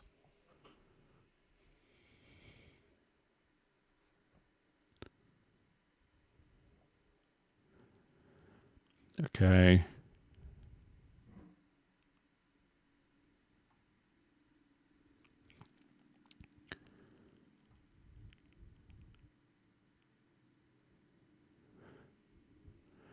Okay, so a question from Robbie Bowling from Dallas. Good to see you, Robbie, in a Hangout. Hope you're doing well. Last week, you linked faders together as a function. What's the difference between that and a group channel? So, a group channel can sum all of the sources. So let's say, I have 3 different kick drum mics here, and I wanted this balance of all my kick drum mics to remain, but just temporarily. So I could just hold down Alt plus Shift, and I could just, come right over here and move all those together as a collective entity. So I want all my kicks louder with that proportionality, and then I could let go. Now I could move them independently. So that's kind of what Quick Link allows you to do. Last week we got into a bit of, okay, I want to take all of these tracks, and we got into kind of and this may be another function we discussed. I think Fujimoto asked about about VCA faders. And this is a question that comes up a lot. Like, what's the difference between a group and a VCA fader?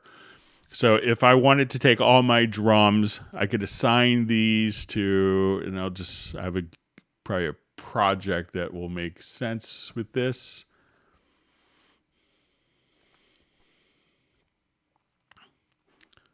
So let's say I have a number of drum tracks that are going on in this particular project. Let me just see. I probably out-clevered myself and left it in the wrong mix for my control room. So when you look at my drum tracks here, two different ways of kind of dealing with, some of the audio sources, can be, and, groups or VCAs. So I'm going to come over here and I'll just make kind of maybe my snare like maybe a bit more obnoxiously loud here.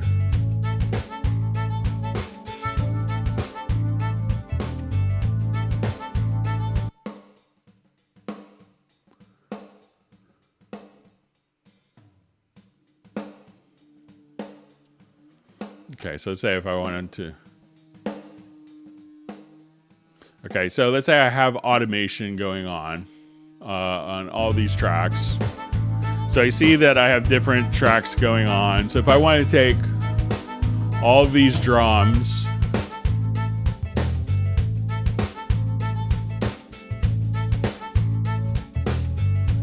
and I could assign these to a group track. And why I would assign it to a group track is if I wanted to do perhaps processing. So I will do that again, and I'll do it correctly this time. So I'm going to say take all these drum tracks. I'm going to add a group track to the selected channels. So we'll make it a stereo group. And now I could bring this volume up. And I could do stuff like, okay, I wanted to apply compression.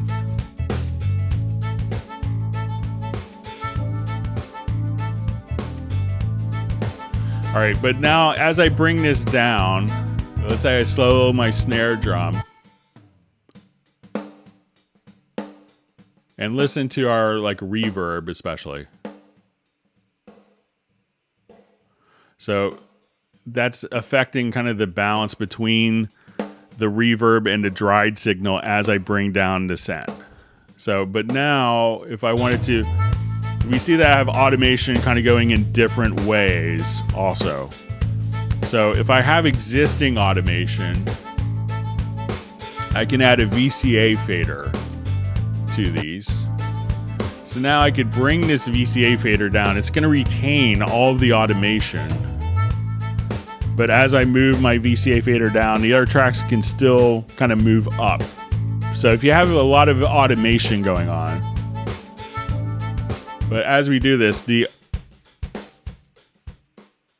notice that we don't have that change. It's not going to affect the gain staging going to our sends. So, and if I automated this, so let's say I apply automation now. And I want all my drums. So the VCA is not summing the audio, but it's just kind of taking the audio and controlling the volume of it. So let's say if I've automated that, I can now come over here and we look at, let's say, automation for our particular track. We're going to see two different lines for the automation. So we see kind of the actual automation of what's been applied and how that automation has been changed via the VCA fader. So if I choose to say, let's combine the automation of the VCA and the link channels, we'll see now that that effect of the VCA has been applied directly into the automation itself. So you can think of like if you wanted to take all the sounds and put an EQ and all the background vocals or all the drums or compressor, that's when you could use, you know, if you want to do processing and EQs, that's when you'd use a group. And you could use VCAs for lowering like tracks, especially if they have existing automation, to, you know, and not affect the gain structure, especially going into the aux send. So that's when you would kind of toggle back and forth between the two. Okay. So I hope that makes sense.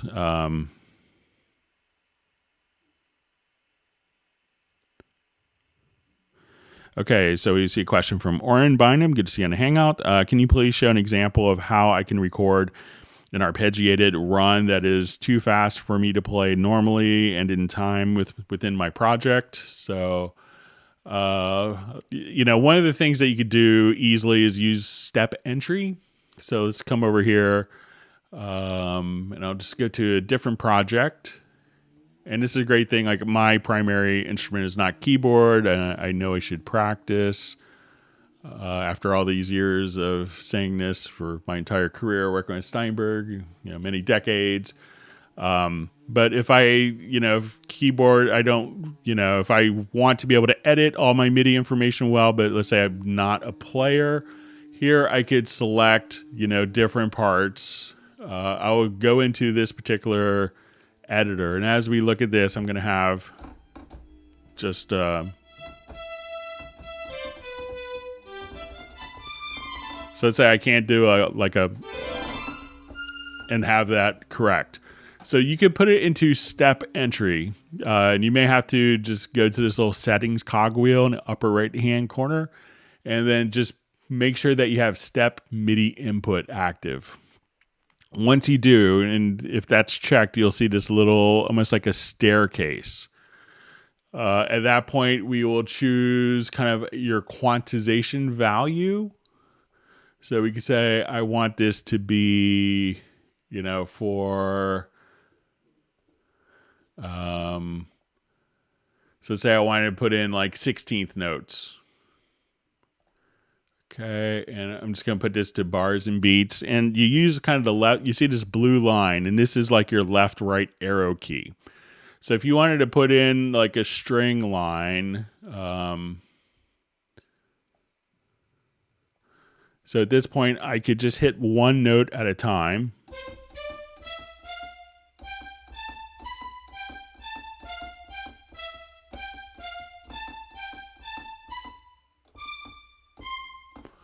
And what that's done is that's entered in all of those notes. So as we just wanted to play this little string run, you know, we could just,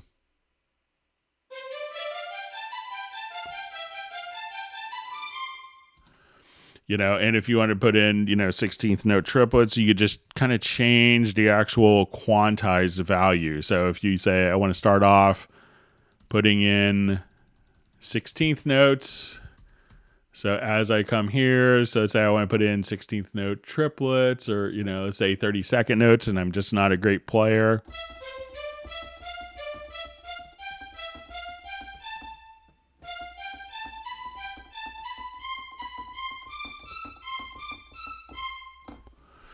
So now as you just kind of would play back, it would just be, you know, and then all of a sudden you're, you know, a musical genius and you played your part in. So this allows you to kind of, you know, and if you wanted to change the different rhythmic values, so say we are here and, you know, I want to put in just a half note or whatever, you could change the rhythmic value, and you could do this with keyboard shortcuts, you know, play the note, and that would, you know, be longer. So at this point,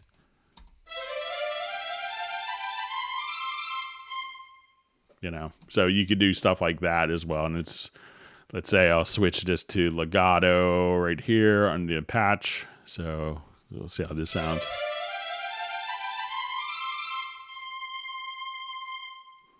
So those are some of the things that you could do. So make sure like you just put it in step entry, then you can play one note at a time. and it will just kind of choose its rhythmic value based on what the quantized value is. So hopefully that'll help Orin. Yeah, give that a try, and it's a great, age old sequence trick that, if you don't want it to slow it down and you just can't get the part under your fingers and it's not your instrument.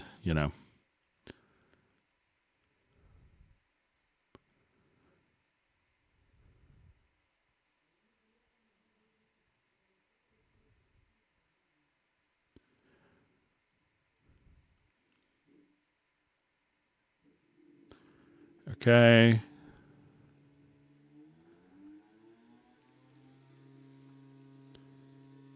Okay, so just kind of going through some of the comments here. So, all right, so we see St. Lucia in the house from Shane Ross. It's great. Was there on vacation about 2 years ago. Loved it. So we stayed in Marigot Bay. So beautiful island. So thanks for joining us. All right, so we have Electric Meter Room from Los Angeles. We have YT Jam Tracks from UK, Paris, Xavier from Paris. All right, I see that Gareth is checked in.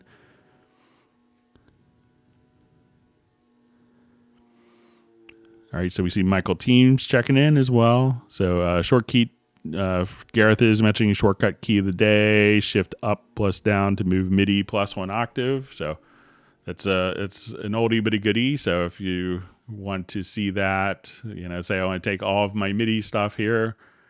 At this point, if I wanted to take this all, up or down an octave, you could select all the notes and then just shift an arrow up or down to change the octave, just like that. So.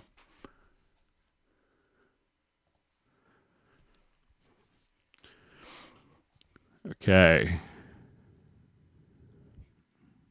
All right. So we have Bruno from Bristol, England. Thanks for joining us. All right. So we have Michael Marshall from Somerset, UK.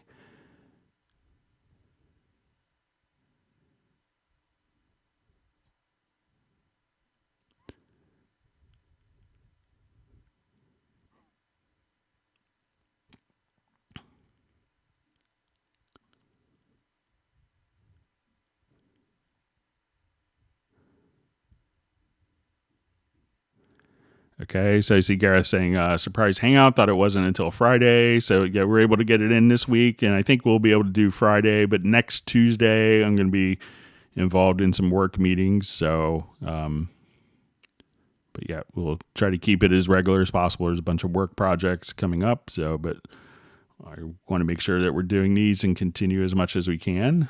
All right.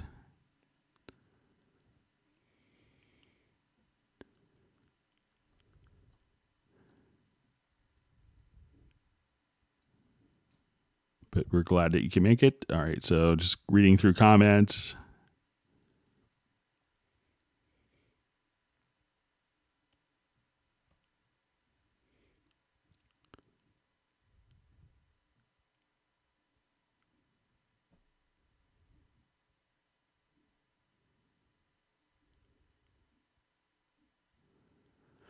Okay, so we have a question. Moog's Sub 37 synth has frequency and amp envelopes that can loop incredibly fast, pitching into audio rates. And I'm wondering if Cubase or Halion has any such looping envelope.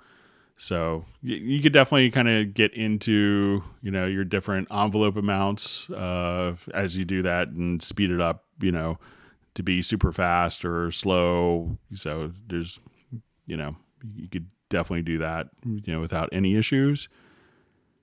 All right.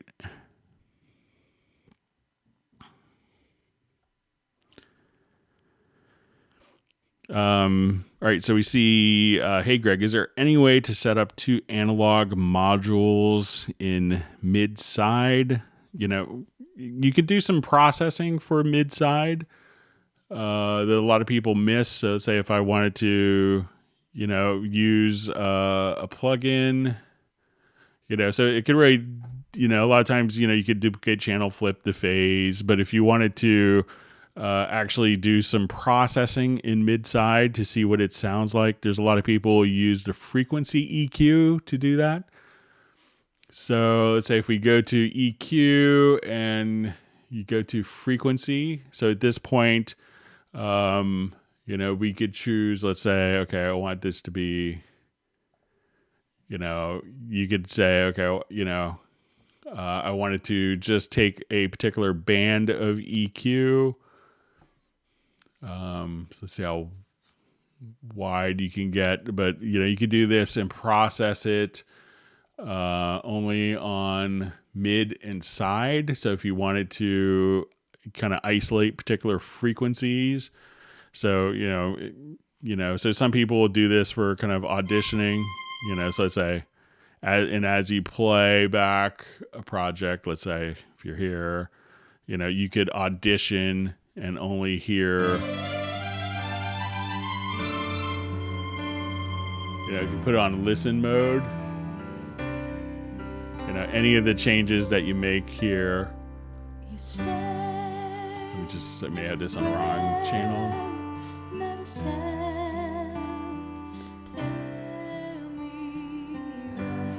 So if you wanted to, so you could kind of use this to check. So let's say I want to go to band 5. Let's put that in mid-side.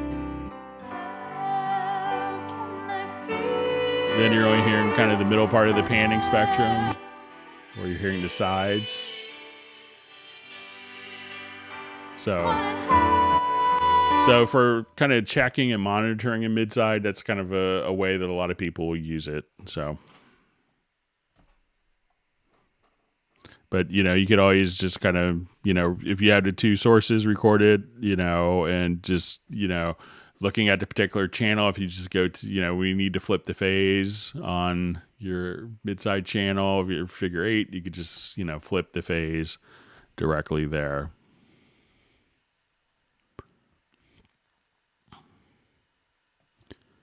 All right, so I'm glad my voice is soothing, Jazz Dude. So it helps my son get to sleep at night too when I read him Harry Potter's books. All right.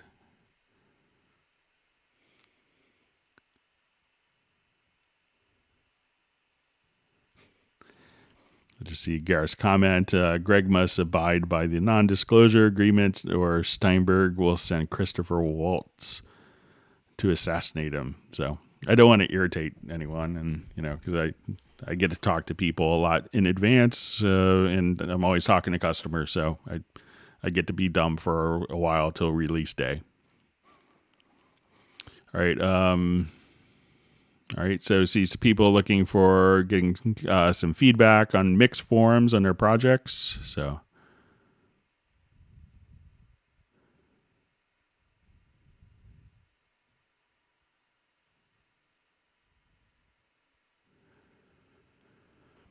Okay, so question: I was assigned the letter A to create a mono track. Can I make each time I press that letter create the mono track with plugins it requires?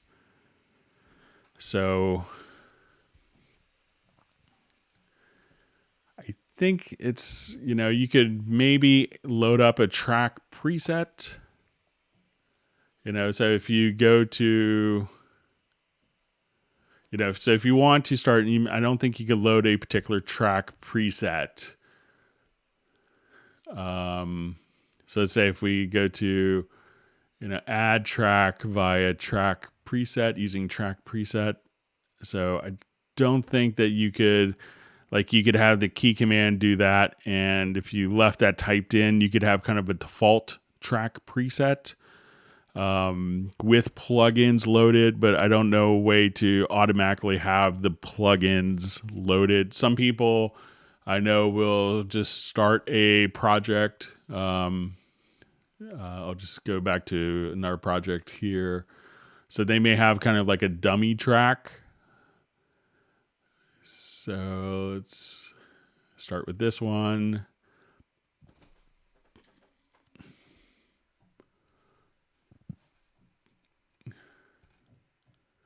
So let's say we go to audio track here. So they may have some plugins, load it.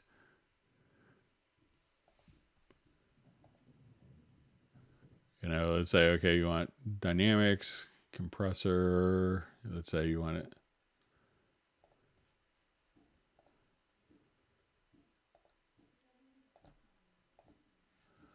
All right. So say you want those on particular tracks that you could, just come over here. And I think if we, copy the track.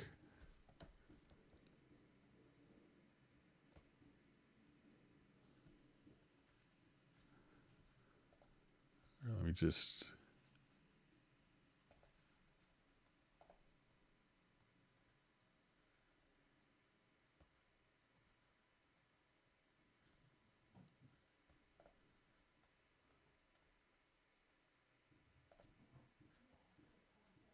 But that you could kind of, copy tracks. Let me see if I need to be.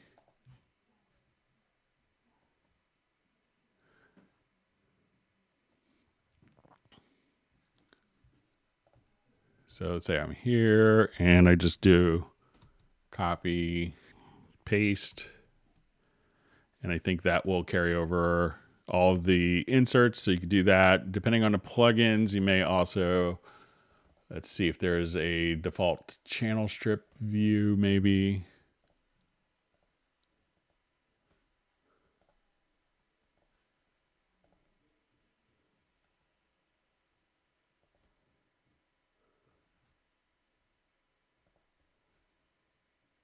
So I don't think there's a way of doing kind of a default channel strip view, but you could save that. So depending on the plugins, but I don't know of a way to, you may have to type in the name of the preset, the track preset, and trigger that.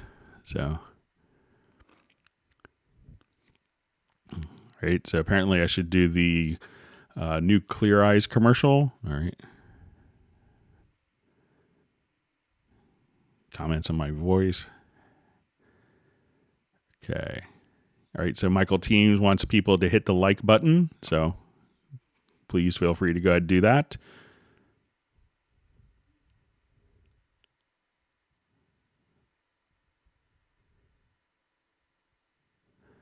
All right. So just seeing a comment that someone else loves using spectral layers to clean up certain tracks. It's great for that. All right, so question, does 9.5 have spectral layers? So spectral layers is an add-on product, so you can get like spectral layers elements. I think in the US, I'm not sure what the price is in different countries. I think it's like $99 and maybe $299 for the full spectral layers. So it's an add-on product, but if you do a lot of track cleaning up and restoration and kind of forensic audio, it's pretty amazing, but it's not part of Cubase.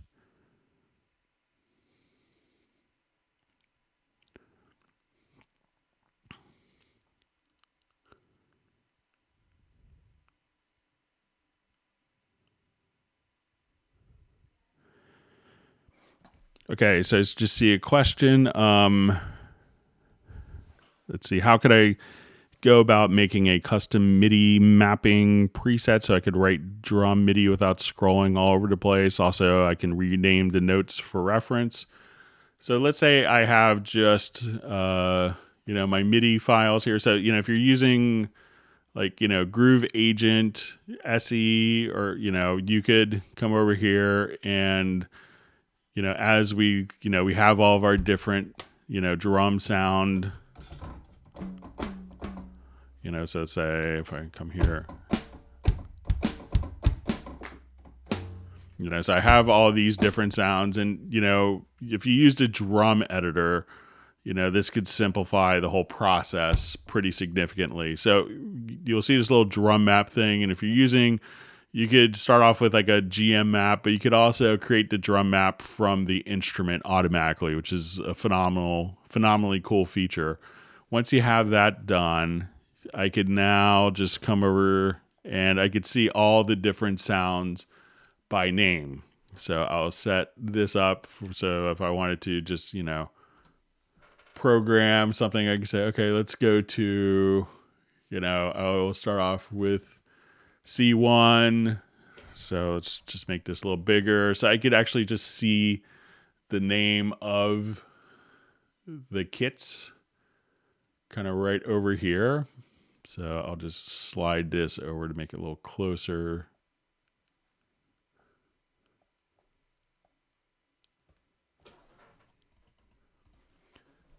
But at this point you could just, start programming. All right. And if you do just slide this over so it's a little closer.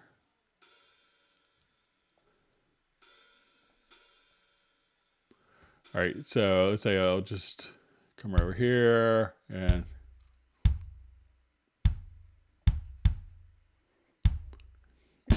put your snare in.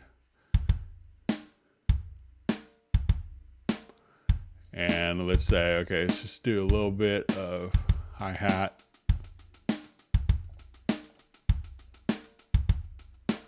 But this way you see all the drum sounds kind of labeled. And if you want to put in like different rhythmic values, let's say, okay, I just want to put in like a little 30-second note.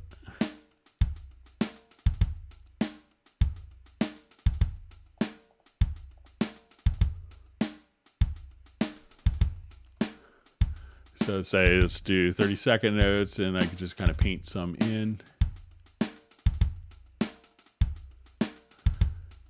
And then you could just, easily kind of audition different sounds.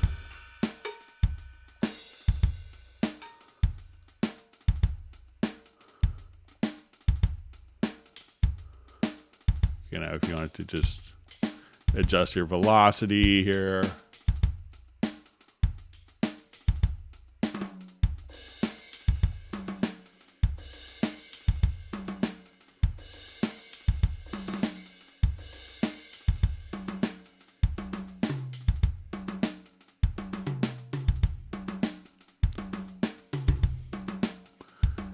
And then if you wanted to even just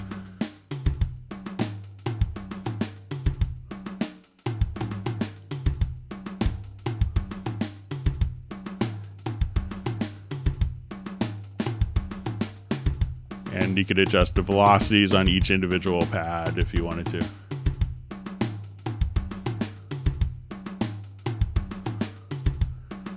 So if I wanted to bring all the toms down in velocity,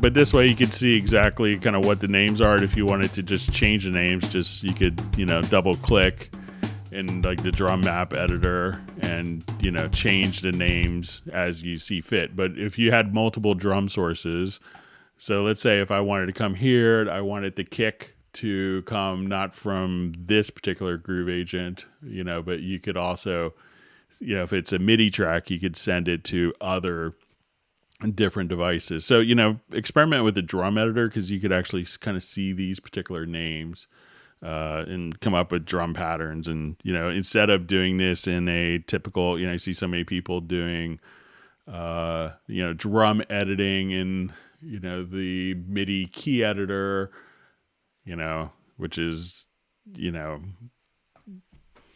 horrible, I think, for drum editing. But once you kind of come here, you could see all the different parts. And as you look at the different components, you see only the velocities for the selected lane, which is super nice. So give that a shot and let me know if that makes sense. And that way, and if you're also in the drum editor, you could say, I just wanted to, fold these particular notes. So I want to show drum sounds with events. And then I'm not seeing anything other extraneous parts as well. Okay.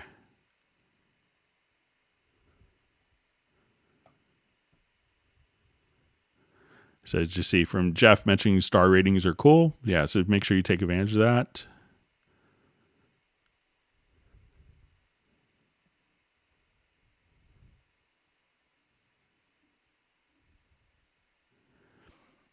Okay. Just reading through.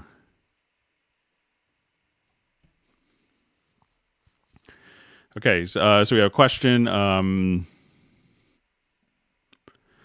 Hi, Greg. Can you talk about routing multi out VSTs, i.e., Contact or Superior Drummer? So really, all you have to do is, let's say I have this. I go to my VST iRack, and if I wanted to activate outputs, you see this little icon here in the VST iRack, and then you could choose to activate your multiple outputs. So once you do that, all the outputs are addressable. You click on kind of the automation lane, and that would allow you to see all of your different outs. So let's say if I wanted to take, like in this little example, I wanted like hi-hat, kick, and toms to be routed to different outs. So say if I come here,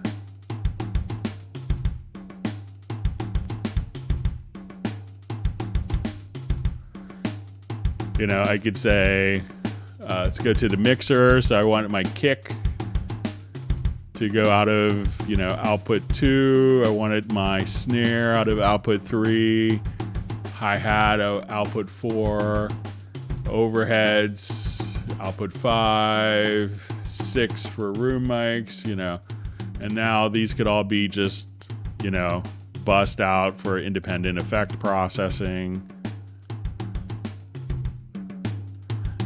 kind of whatever you want it to do. So let's say, okay, I want the kick to be louder. So that will feed this instrument. It's probably different in Contact and Superior Drummer, but the same concept. So activate the outputs directly here in the VSTi rack, and then you could, they'll show up, and you can see them in your project window directly under there, and they're in your mix console. So hopefully that makes sense. All right.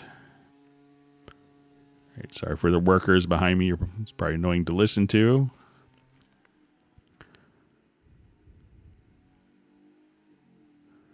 Just saying, Comment, Patch Shop, and Retrolog are the best. They're pretty special synths, so if you don't play with them, make sure you do.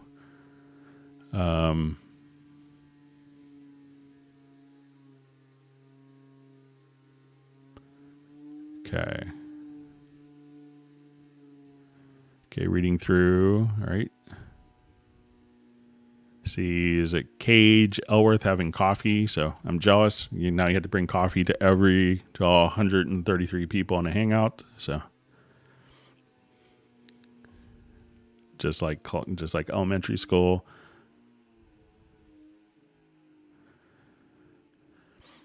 Okay, so where can I find the Yamaha Cubase template? I lost mine when I upgraded to Artist. If you want to email me, so I'm not sure which template is the Yamaha one, but if you go generally to recording, these are some of the ones that are installed. So if you go to the Steinberg Hub, you can see your recent projects, but under recording is if you have like an audio interface, you'll probably see these. So there's different templates that will be kind of available there. So if upgrading to Artist, it shouldn't really make a difference with that. But if it did, you could email me at clubcubase@steinberg.de. And I'd be happy to send you templates. Tell me if you're on Mac or PC. I could tell you where they go, but we can get those back. Okay.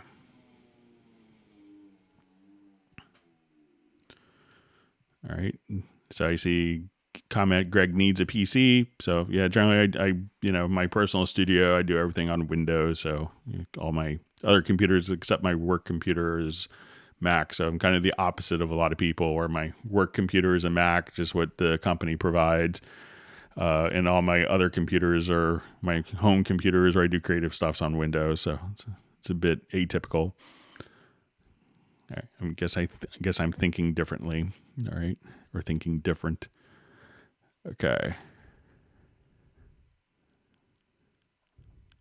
All right. So continue through some of the comments.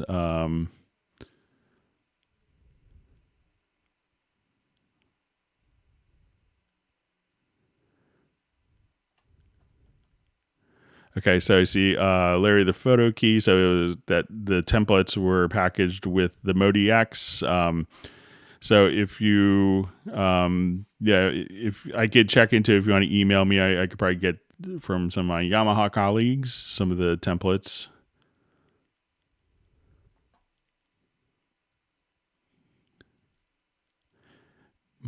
But you could also probably just copy them from your folder for your Cubase AI. Yeah, as someone else is indicating. So,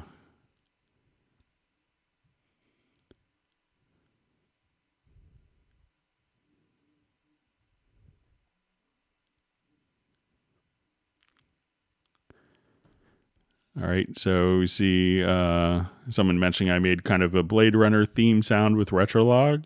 So there's lots of great stuff you could do with that.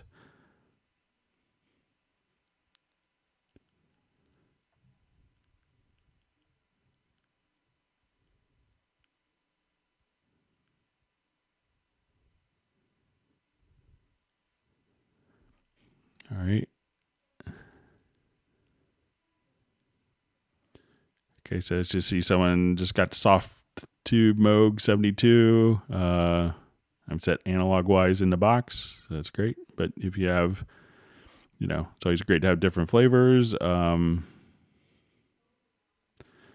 right, so just see comment Cubase is one of the more CPU hungry DAWs I noticed. So, I think if you, it's not uncommon. I've been doing a bunch of like Zoom sessions with composers, and I was on with Benjamin Wallfish, and he's running 4,000 tracks, and he likes Cubase because it's efficient, and he could run 4,000 tracks on his project. So it seems to be pretty efficient for a lot of people. All right, so we have a question: VST quick control. Can we have more than 8 knobs? So currently you could have, it's set up for 8 quick controls because, so many MIDI controllers and MIDI devices have, 8 knobs. It's a pretty standard thing. Or you have 4 knobs in like a shift to give you the functionality of 8 knobs on your controller. So as you're kind of working with that, you could go to your VST quick controls. One thing that a lot of people miss is, when going to quick controls is, you could have presets for different sources. So as soon as have your, 8 done, you could just simply come over here, save it as a preset, load up 8 more and constantly switch. You could set up also if you need it more than 8. I don't anticipate it going beyond 8, but I'm not privy to all the technology that Steinberg is working on. But you could just go to a generic remote and use these knobs for different functions as well. So, but it's kind of the specification is kind of set up for 8, but you could have, presets of different sets of 8 quick controls for the same device.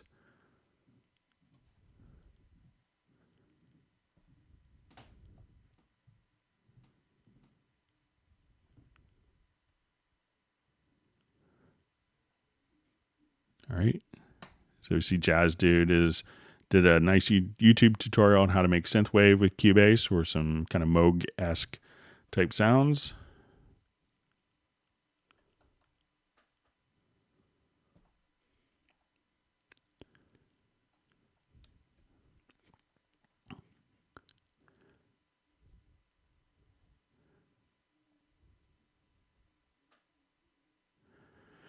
Okay, so I just see a question. Sometimes when I click a note in the MIDI editor, I get a little graph, but I'm not sure what it's for or how it's triggered. So you get that with a double click. So let me just open up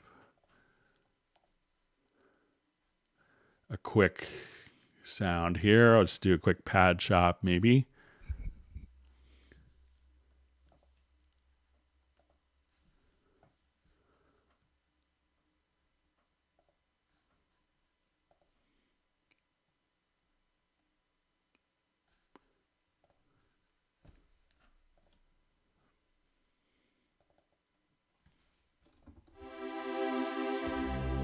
All right, so let's say if I wanted to, so I'll just solo this and let's go ahead and just play just a little bit. So I'll just go ahead and.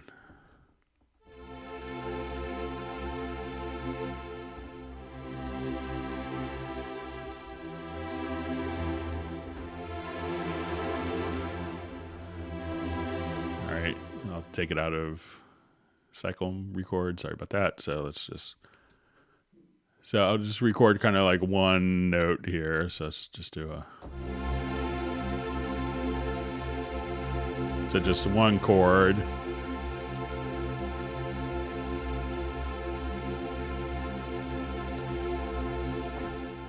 Okay, so we have one chord, and now if you have a VST 3.5 instrument, and you can think Hallian Sonic, Pad Shop, Retrolog, I can come over here. And when we double click on a note, we could open up an expression editor. So a lot of times, one of the things that Steinberg did, I think it was in version 6.5, and it's really kind of set the precedent for what a lot of functionality in MIDI 2.0 is going to be the ability of having, different types of note-based controllers. Because a lot of times when you do, let's say, expression or modulation in MIDI, it's going to be for all of the notes on that particular channel. So if I wanted to just kind of draw in like expression here for that, we could just say, okay, that would do it for all of the events on a channel. Or let's say if I do pitch bend, every single note will change together if they're all on the same MIDI channel. So we could just kind of draw this in.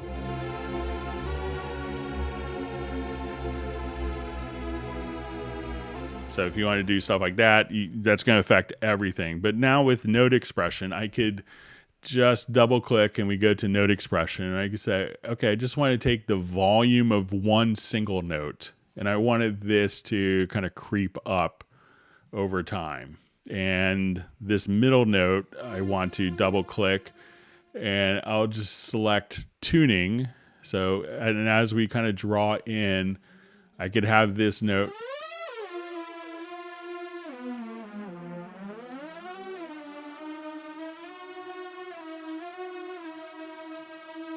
So if I wanted to now play this, so instead of doing pitch bend information on, individual parts, or I could do it on individual notes as opposed to just being limited to working only on,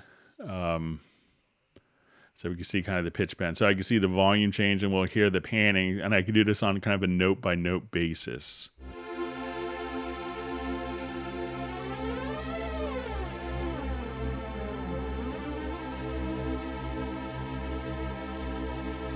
So if I say, okay, I just want to take this and I want this to have a different cutoff just on this one particular note, so, depending on the sound.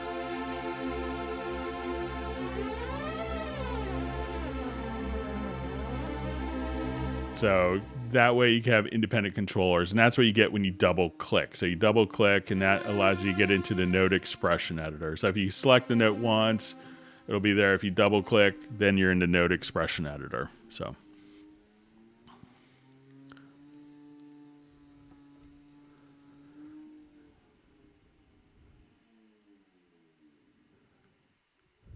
Okay. All right, so I see Pablo has his epiphany with visibility commands, so that's good. Hey, Greg, for some weird reason, after performing certain actions in my Cubase 10.51 automatically minimizes the Cubase window. I want to say, I'm not sure what exact function would do that, but if you know exactly what it is, I can see where maybe the window doesn't have focus, maybe like a plugin, or if you go into different aspects of the program that it might cause that. But if the main project window is open, but if you know exactly kind of what's causing or if there's a particular action you notice, let me know. You could email me at clubcubase@steinberg.de.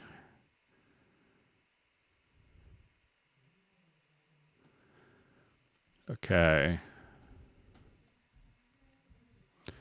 Okay, so we have from Sanja. Hi, Greg. Can you explain how to rename audio events, bounced audio events? Can you explain differences between event and description? Any workflow tip? Okay, so let's say I have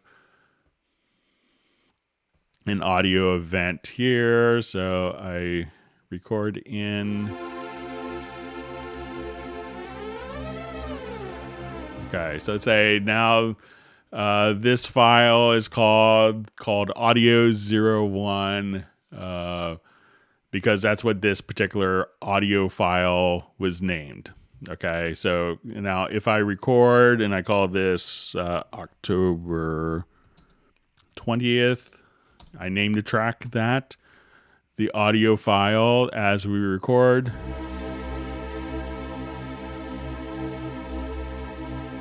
we'll have the name October 20th, _01. We can think of that like take one.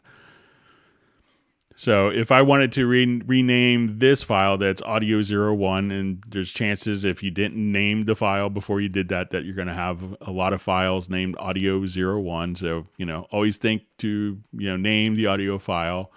That if we select this particular event, so I will just go to the file name here. So let's say I want to call this October 21st, October 21. So I do that. Now when we go into our pool window, we can see that under audio files, we'll have October 20 _1, and what we've renamed it to October 21st. So those will automatically be kind of renamed to the particular files. So hopefully that makes sense. So you could do kind of a description where you could see, like different, other, like where we had kind of other files. But if you wanted to rename files, you could just do that directly from the file name here. And there's also, if you come over here, you could go to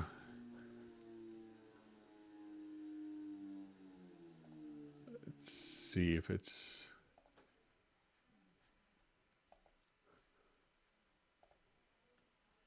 so in here we could have the description, which could also be just like metadata that you could search through. So let me know if that makes sense. If not, okay. You see Pablo, I think, is excited about visibility configurations. Okay. Okay, so it's a great question from Ted Springman. How do successful composers and producers tame the analysis paralysis effect of cutting edge tech in achieving their goals? We did a kind of a video interview, like a Steinberg Spotlight interview with Hans Zimmer about a year and a half ago. I think it was out about a year ago. It was like right as he was recording Lion King, and we had a bunch of questions. We had like 3 hours to do the whole thing, and Hans was incredibly gracious to give us the time, in the middle of doing all the, orchestral recording for Lion King.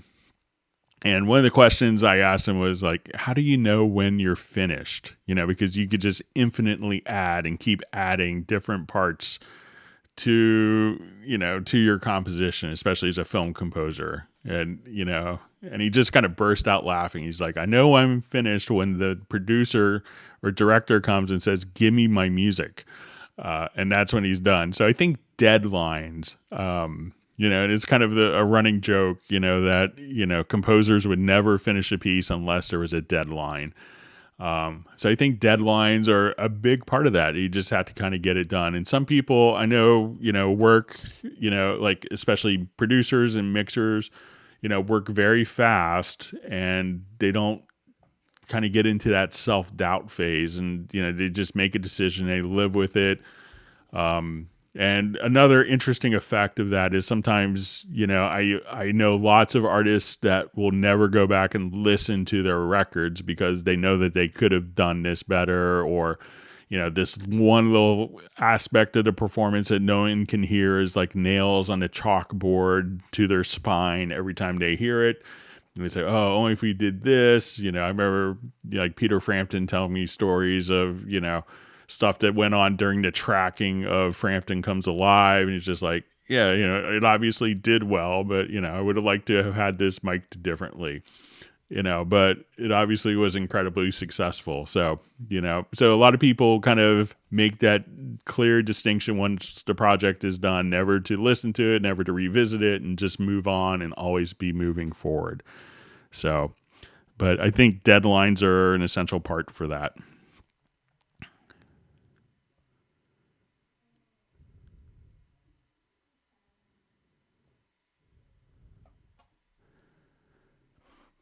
Okay. All right. So going back to our discussion of the Q mixes. Thanks, Greg. Was it possible? Can you show me a new project from scratch? I'd like to know how you set up Q mixes in the mixer. Do I have to click on monitor buttons on tracks? So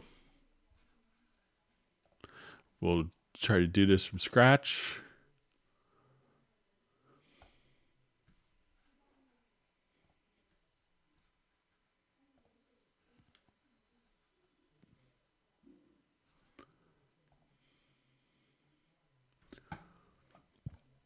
So let's go ahead and we'll make 12 tracks.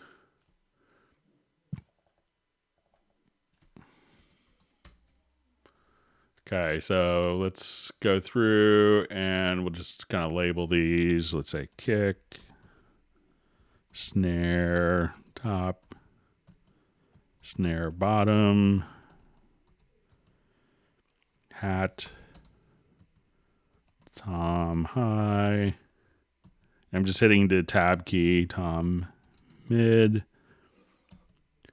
Let's say floor tom.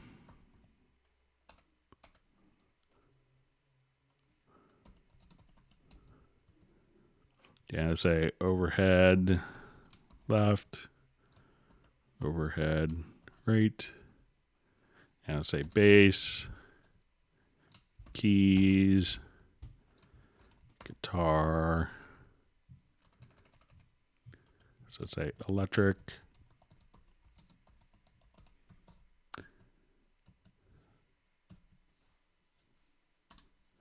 Okay, and so let's say we have that for our tracking session. So we'll come over here. I'll go to my mix console. So let's say, or just hit F3.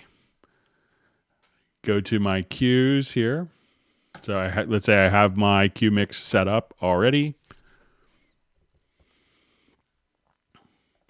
So I want to go to the racks and make sure that cues are visible. Expose all the cues.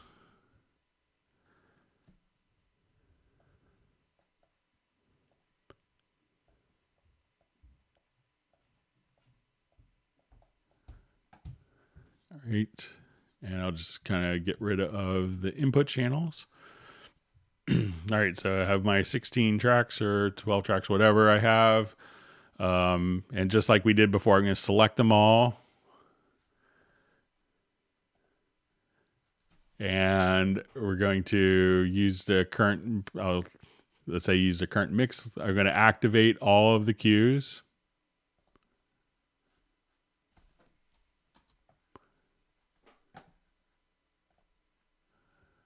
We'll say use the current mix levels, even though they haven't done anything.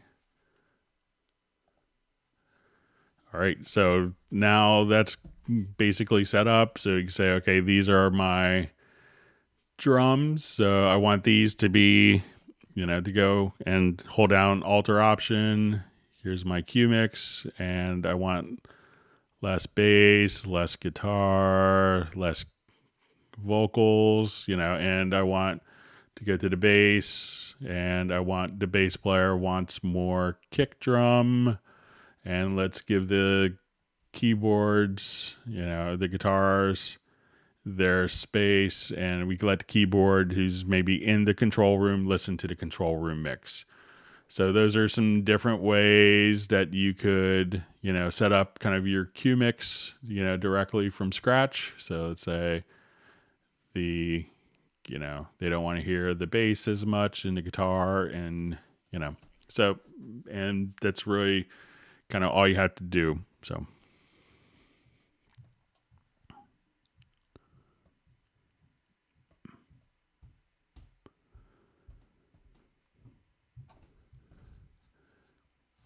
Okay, so let's get to the next question. Thanks for all the wonderful questions.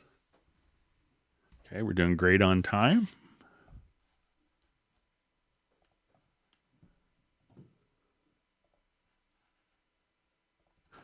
Okay, so we have a question. Also, sometimes when I use the scissor tool to cut an event, the view automatically goes straight to the end of the event, and I have to go back to where I was.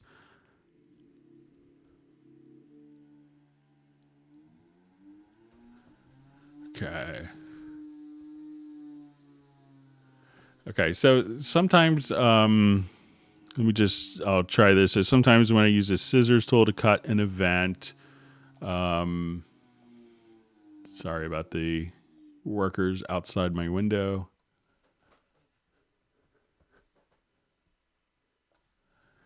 Sometimes the event could be set maybe to, depending on the event itself.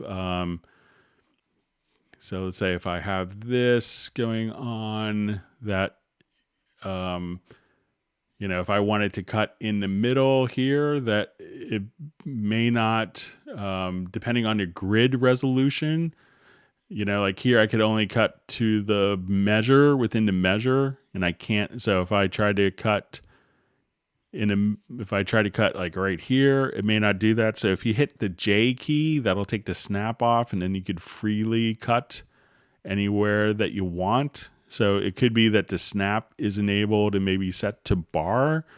So, but try turning off the J key, and that would, if it kind of works as you expect, that would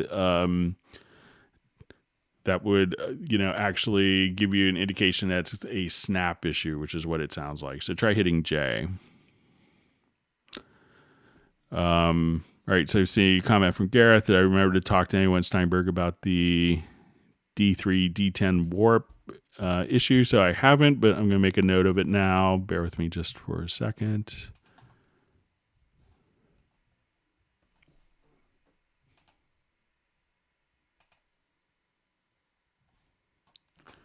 I'll just put it in my file here.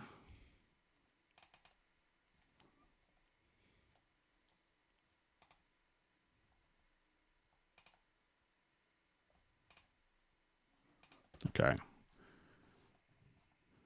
Okay, so sorry about that, Gareth. I forgot, but it's in my notes.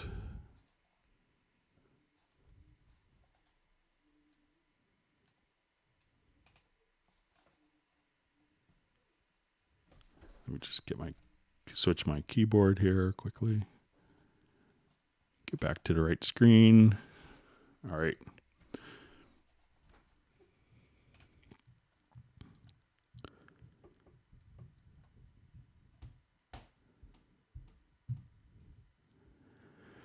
Okay, so I just have a question. Hey, how are you streaming Cubase? I'm using OBS to do it, so I'll just kind of show you what I do. So you could get kind of when you set up a Cubase live stream, if you go to youtube.com/live_dashboard. So now I'm just kind of, you'll get kind of a streaming key. You kind of enter that in kind of the setup, and I have my computer display, and here's my audio that's routed out to my Yamaha USB, and then from the live dashboard, you could start streaming, and that's how we kind of do these Hangouts.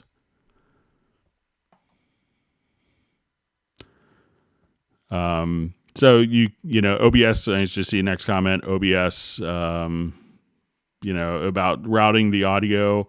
So what you can do is, again, as I mentioned earlier, What you could do is basically I use a mixer, an analog mixer with a USB output, and I use that for streaming. And that's where I combine the audio output of my Cubase audio interface with the microphone, and that's how I do streaming. So if I need to mute my mic, I can do that, and I don't have to set up every project differently.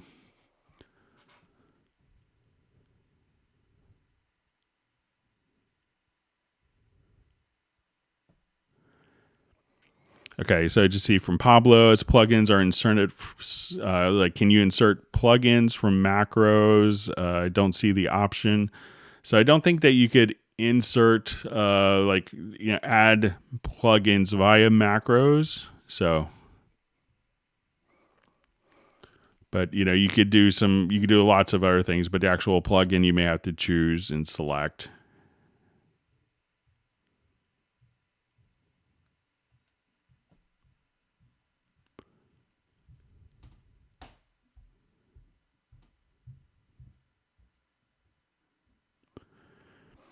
Okay, I want to use Cubase to go live on Facebook. How can I get my guitar and microphone sound to do that?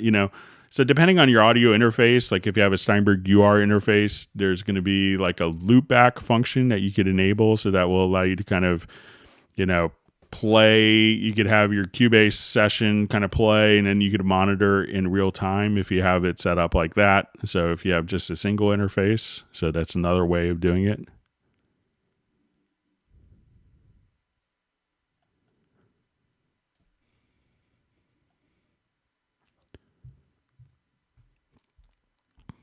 All right, so so more discussion on kind of getting Cubase audio out. So it could depend on your setup, but I use kind of again a separate, distinct audio interface for streaming and one for Cubase, and I find that works wonderfully well.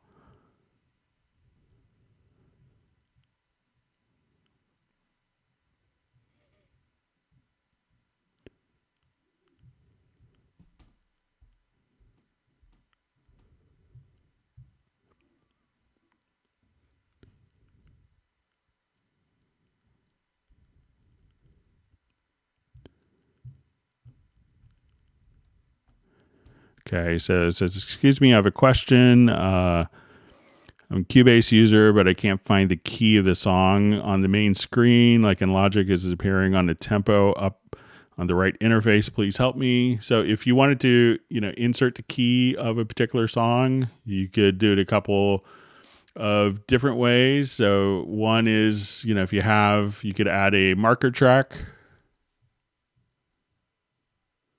or I'm sorry, a chord track.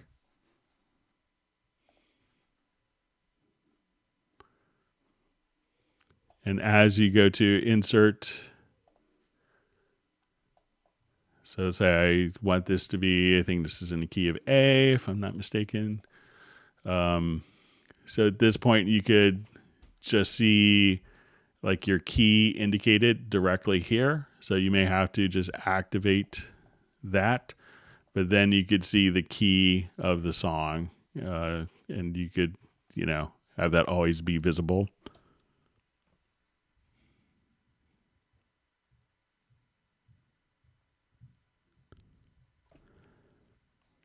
Okay, so I see.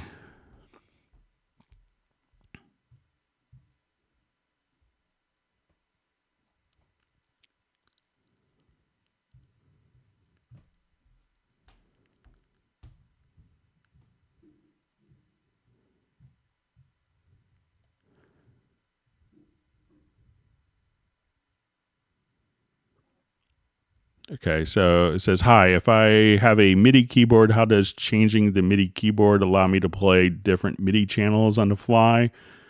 Sometimes all of them play, sometimes none of them. So, if you have a MIDI keyboard, Cubase kind of will look at MIDI input as being the channel, as being, so once it sees the MIDI coming in, it's going to kind of set the channel, directly to the channel on a selected track. So if I have, one MIDI keyboard, I'll just set up a quick scenario.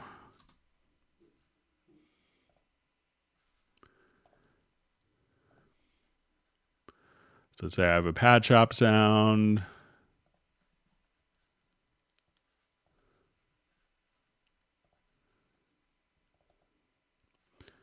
So let's say we have.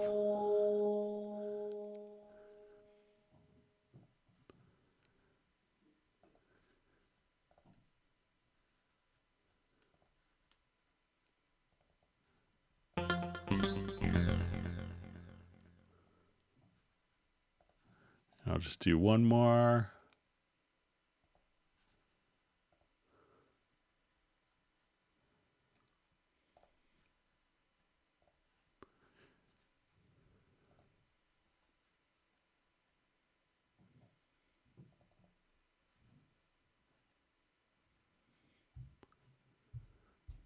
Okay.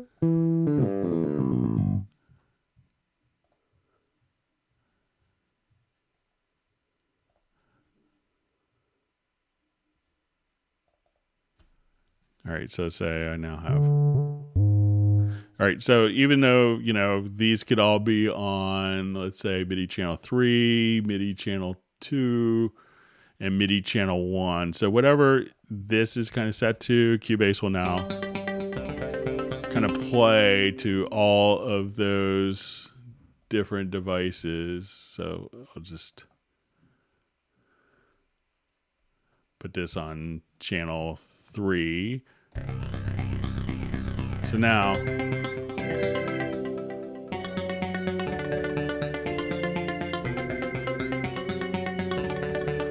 so it really just whatever. So Cubase sends the incoming MIDI information from the controller to the tracks that are actively selected, and whatever channels those are on, the MIDI information will pass directly to that particular device. So now that these are all record enabled,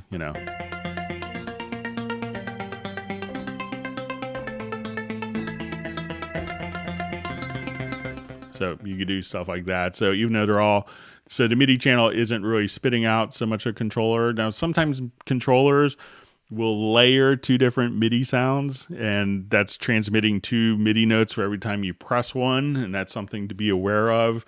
Like I had a friend who I'd always run into problems, and on his Roland 880 controller, he had it set up for 4 zones, and every MIDI note he recorded 4 MIDI notes. But basically, if the MIDI controller is outputting, on a particular channel, that MIDI channel information is going to get rerouted directly to what Cubase is set to.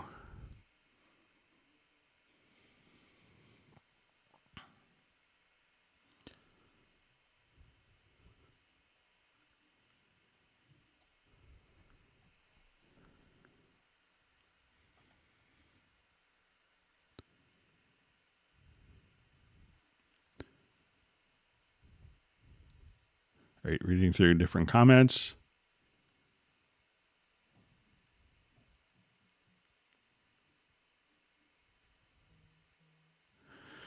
Okay, let's see if this is... Okay, also I want to simultaneously record 4 instruments at once, and one of the instruments is electric drum, which has its own driver installed, and I have M Audio sound card for recording guitar and vocals. Basically, I have 2 sound cards, and how can I effectively use both of them in one computer? So generally, if you have a device that passes audio over MIDI and you have an existing sound card, use only one audio interface. And they could be convenient, like for a live thing, if you wanted to pass audio and trigger samples through that.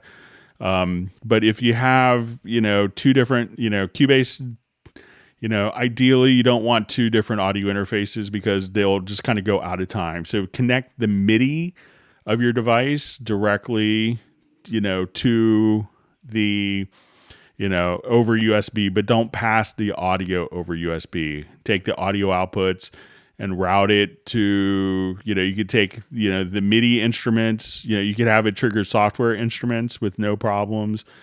Or if you're, you said you had an M Audio interface, what you want to do is you could set it up as an external instrument. If you have Cubase Pro, so go to your audio connections and you want two different instruments. What you do is just say, okay, I want to go to my external instrument. And what you do is tell what input that the audio output from your drum module is going into.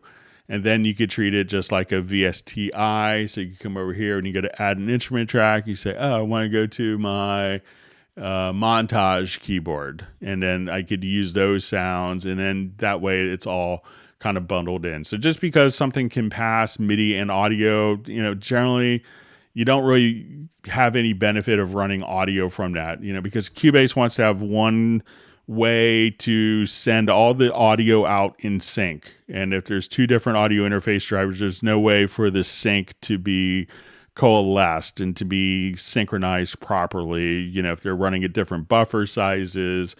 So try to run one audio interface, even if you have devices that can do audio and MIDI over USB connection. Just choose not to do the audio part.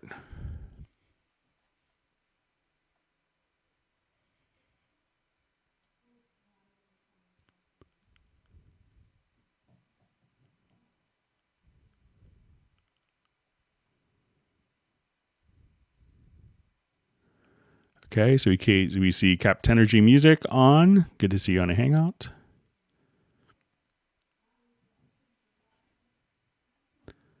See a comment from Rob. Thanks, Greg, for continuing these Hangouts. They are very helpful. Glad. Okay. All right, so I guess we have more. All right. All right, so see from Gareth, Greg's Hangout is smashed through the 100 barrier, so that's good.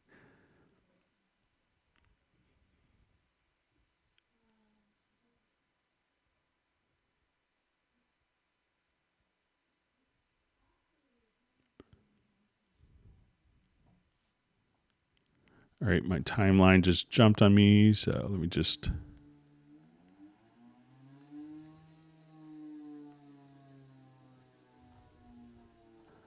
All right, let me find my space. Sorry about that. Sometimes the chat gets way ahead of me.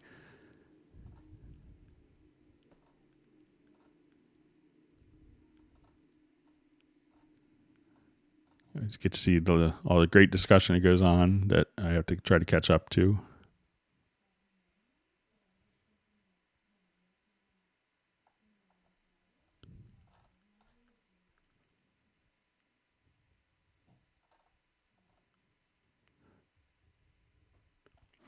Okay, so go ahead and move on. All right, thanks for all the great comments. And if you've learned something new, make sure you hit the like button. If you haven't subscribed to the channel, make sure you subscribed as well.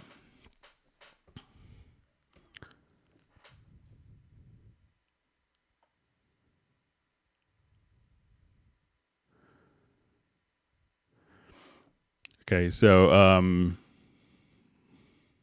just see kind of Frank's comments on the QMix discussion we've had. Says this works on when playing back the tracks are already recorded. What I want to do is there's nothing recorded and recording mode for each player live recording. So it's the same exact setup. I don't have a band here set up to record, but it's really, the same exact mode. So, but, again, check your, for your audio interface, check your direct monitoring setup. And if you're using the X32, you may have to do some, different routing in there. So.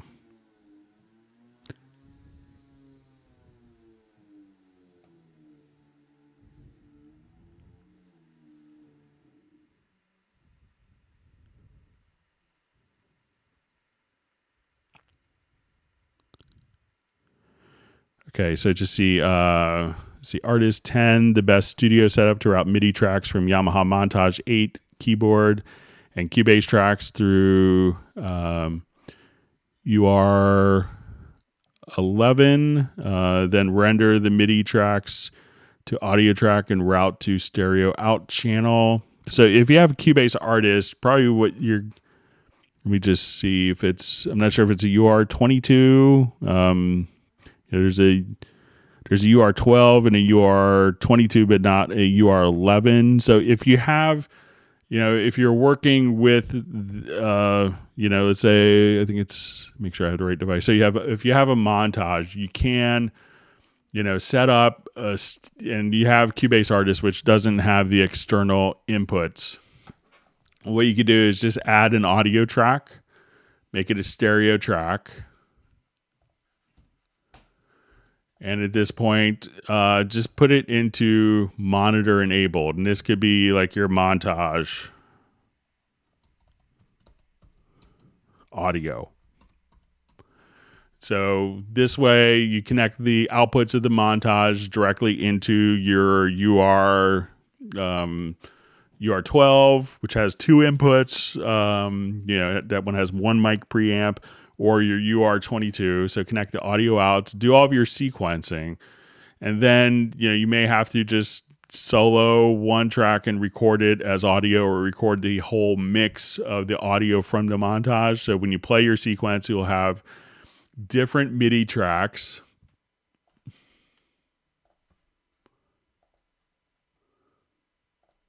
So you could have your MIDI track. The MIDI track is sending MIDI data out to the montage. The montage's audio output is going into here. So say, so this MIDI is being sent out to the montage. The montage generates the sound. The audio output of the montage is connected to the inputs for this channel. You have that into record or into monitor enable. And then you can kind of use your UR interface as, the basic, like a 2-channel mixer. Once you're all done, at that point, play your MIDI sequence and put this track into record, and then it'll just record the audio from your montage out.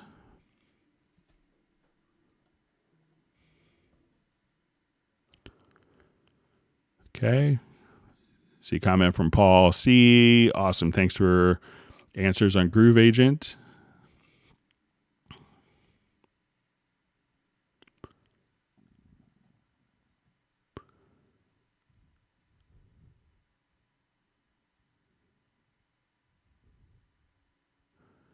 So I just see, Gareth is bragging about 77 tracks, and some people are, liking the idea of templates. A lot of people find it, could increase their workflow, kind of having all their normal tools. It's really kind of a very essential thing for composers to have quick access to all their sounds.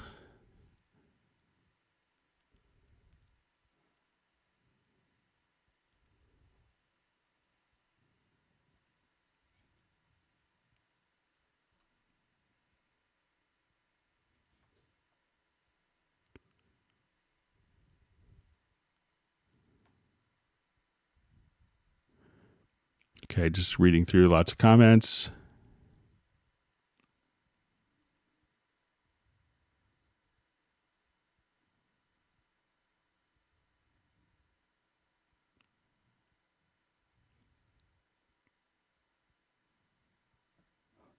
Okay, so we have a question. Greg, please show how to change multiple time signatures between measures using both the main tracking and, if possible, with Groove Agent. I want to try creating beat with mark lyric symbols. Okay, so let's say if I just open up a signature track here.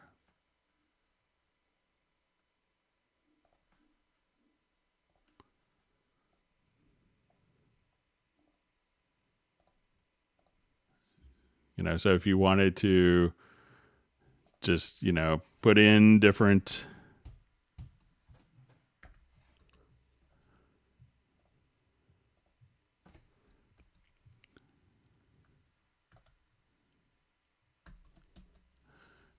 so as you do this, you could put in your different meters like so. So say, okay, I want this to be 5/8. I want it to be 7/8.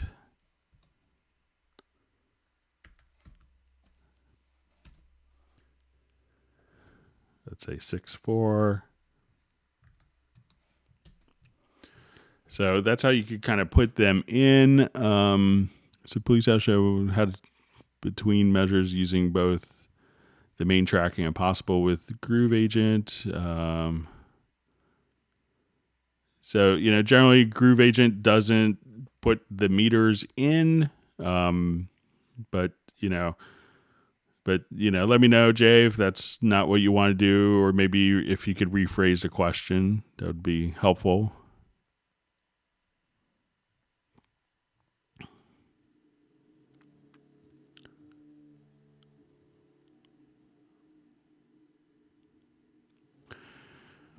Okay, so we have a question. When do you use R read or W write? So what that's going to allow you to do is if we have different files, so write is going to record the automation, and R is going to read back that automation. So if I wanted to let's do this project here.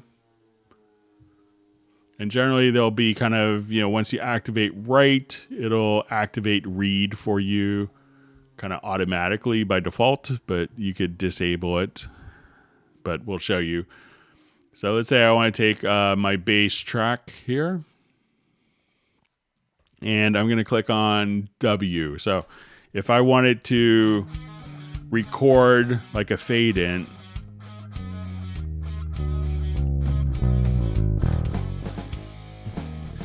so say I want that. So I'm going to rewind. So I clicked on W, and as I move the fader, so now with read enabled, so I'm going to turn off write.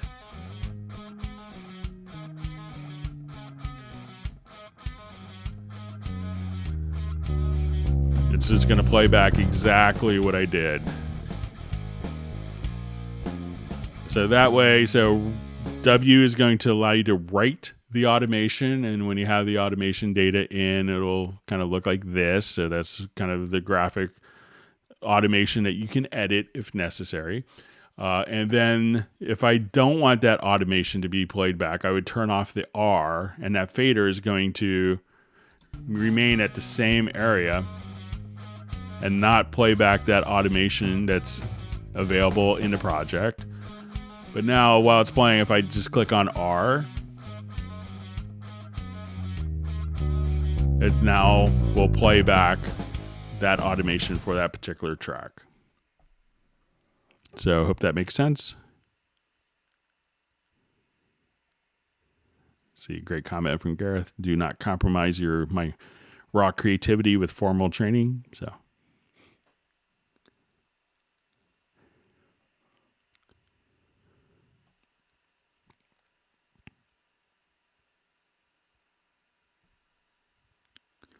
All right, so I see someone thought my explanation of VCA versus groups was well explained. I'm glad it makes sense. It's kind of a confusing thing. All right, I see I provided another melody for Gareth for composition. You have to send me a link to your song. All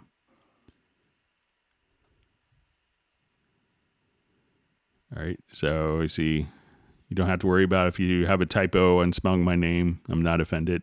I probably mispronounced zillions of people's names on Hangouts. All right.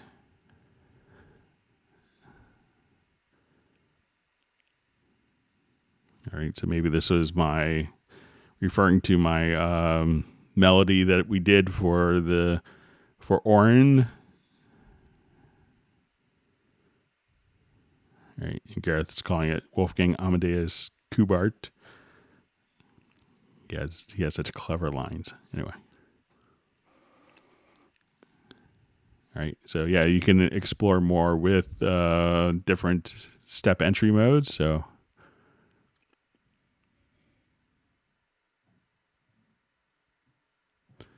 Okay, so we see kind of discussion from earlier is Toontrack's Easy Drummer. That was instrument giving me many SysX tracks. So I thought it was something like that. I remember someone had brought it up before.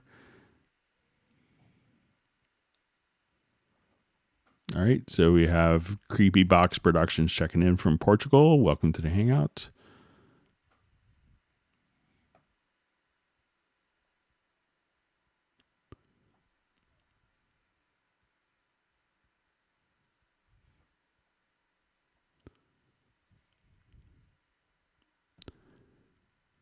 All right, so we have David from Lagos, Nigeria. All right, and someone from Bahrain Island. All right.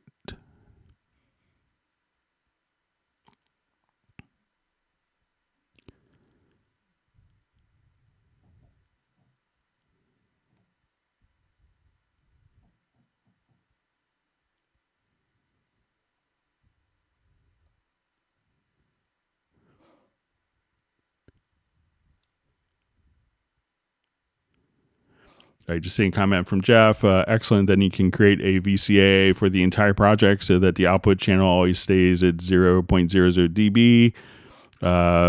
Would there be a purpose for that at all? So a lot of people will put a VCA just as kind of like a safety measure, especially if automation's just kind of creeped up. And you could also take a VCA fader, multiple VCA faders like drums, guitars, keys, vocals, synths, and have multiple VCA faders send to a different VCA fader, so you can kind of nest the VCA faders.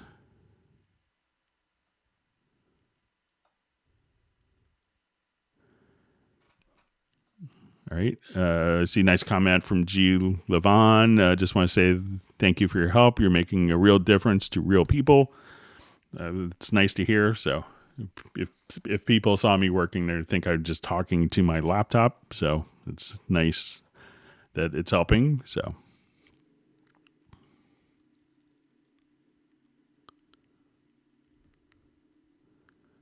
Okay, going through lots of great comments.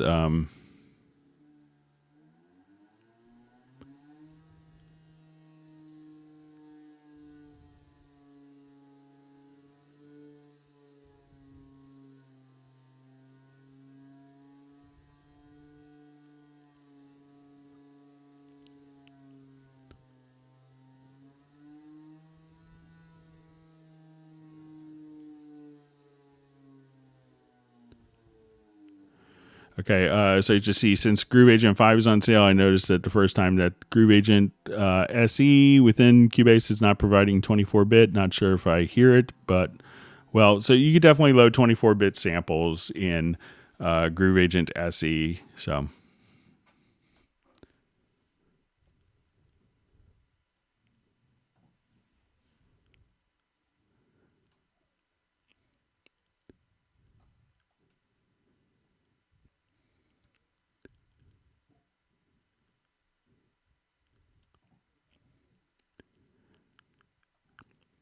Okay, reading through comments. I think I'm reading through when I was maybe making a quick drum beat in a drum editor. So.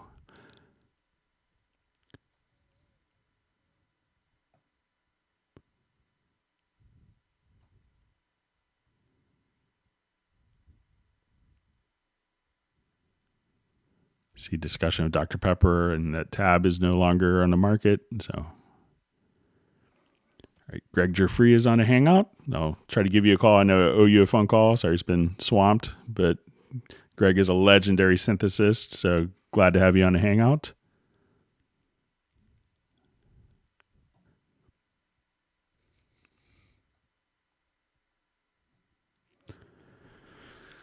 So I just see a question: how much spectral cleanup can be done in WaveLab compared to Spectral Layers? So WaveLab has a lot of spectral capabilities, but I would say that Spectral Layers, that's really its focus.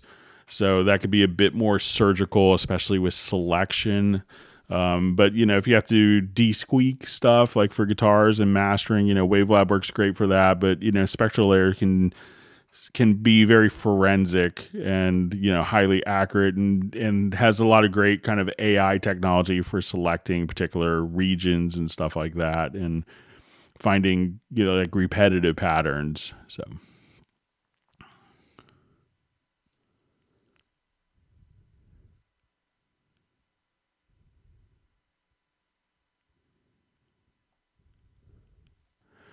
Okay. Hi, Greg. Hope you and your excuse me. Hope you and your family are well. Would you be able to explain an easy way to route audio tracks to an amp to reamp guitar externally? So I'll just open up another project here.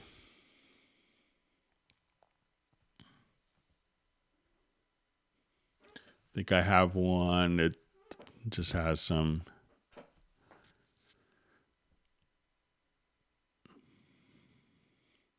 So let's say if we have, like in this case, I have some guitars that are just dry. So I'll just take these two. So let's say as we're playing,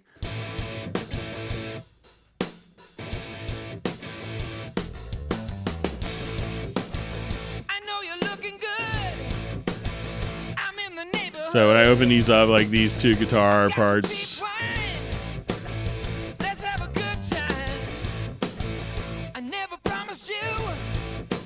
are going to be running through the VST amp rack. So if you have like your unprocessed guitar,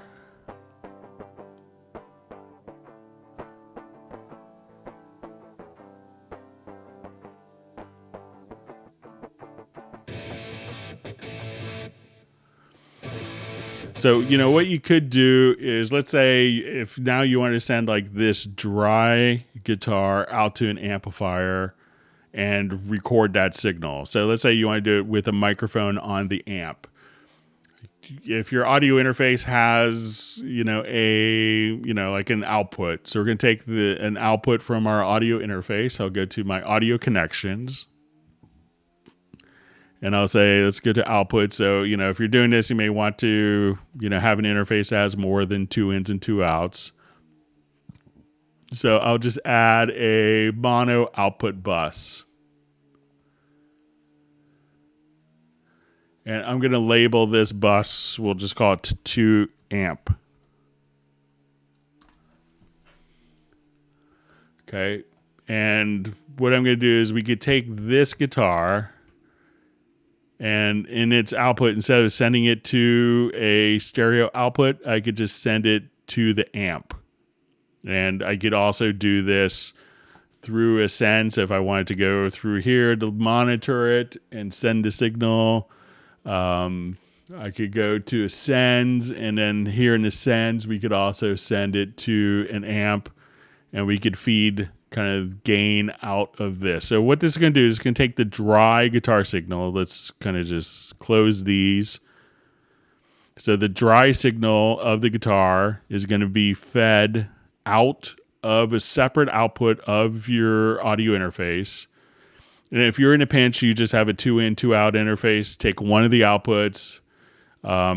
So as you play, connect the cable to the input of the guitar amp. The sound will go into the guitar amp. It's going to, give you the beauty of the amped guitar tone, hopefully. And then have a microphone connected to that. We want to come over here. We'll add a mono audio track. So say mono, and you want it to tell it exactly what input it's coming in. And we'll just call this, amp mic'd. Or mic to amp.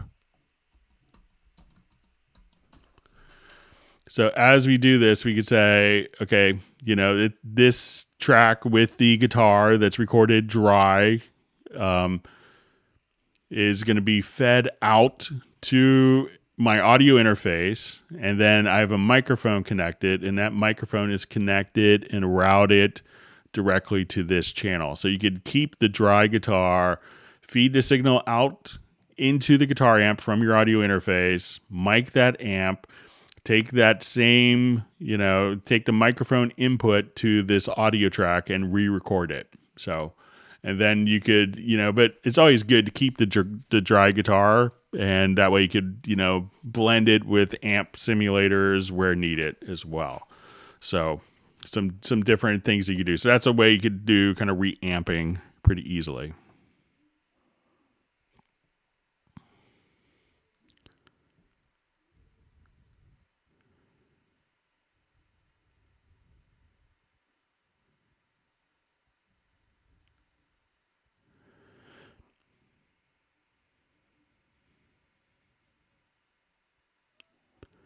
Okay, so it says, just got a wish for a feature update for Cubase 10.5. P, when creating audio tracks, have the option to add a group channel directly to. So, it I can see where you'd want that, but if you wanted it for every time, but let's see if you could do it maybe with a keyboard shortcut.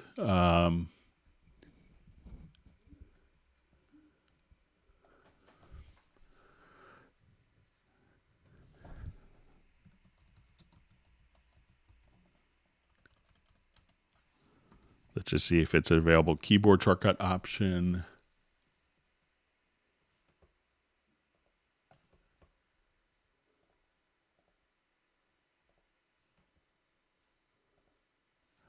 Yeah, so you might be able to make a macro with it.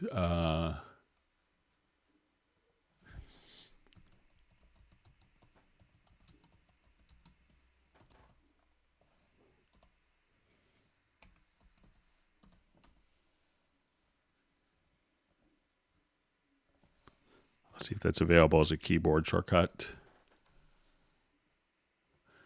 Yeah, so in the mixer, if you come over, you could just choose to add a track, and then once it's selected, just have a keyboard shortcut to add track to selected group. Let's see if it's...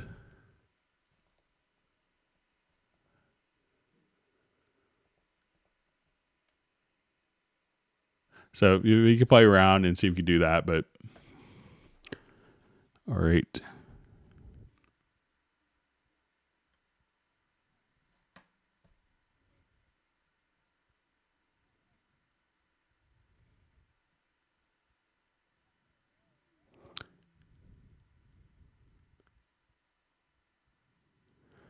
Okay. So I just see, hey guys, as anyone asked about creating MIDI for external synths. So, as soon as all you have to do is, whatever MIDI interface you have, you could say you want to add a MIDI track. At this point, we see your MIDI track and you tell it what MIDI interface port you want it to be routed out to. And that's all you have to do to get MIDI out to your external synths.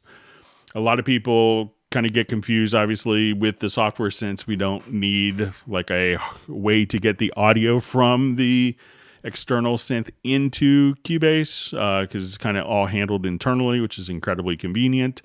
But as we work with, audio or external instruments, you may need to have the actual audio output connected to a mixer or connected into your audio interface so that you could hear, the tones that are being generated from it.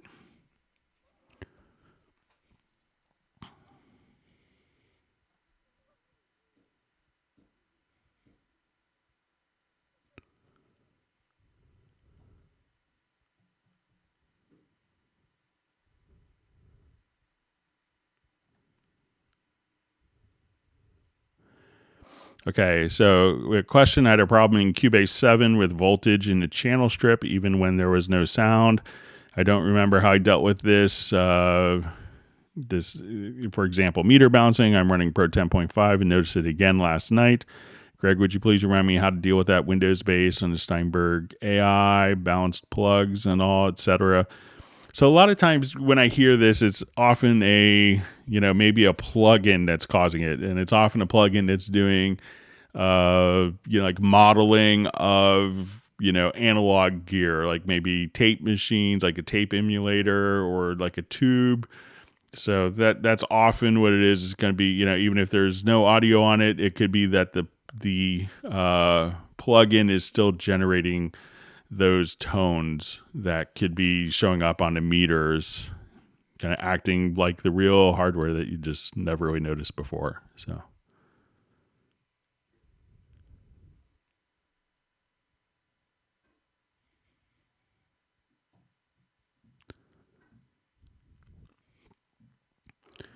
Okay, so we have a question. Forgive me if I missed this, but is there a fix to prevent the metronome from resetting to default settings on its own?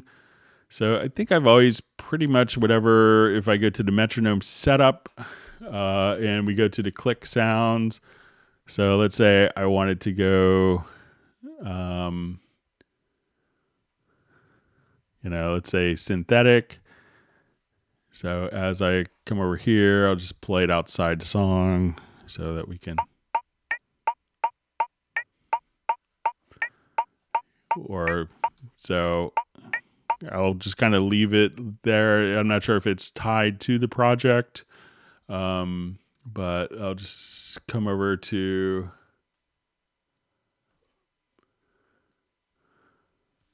let's say, my metronome setup again, and let's say I'll do like a vintage spike for my metronome sounds.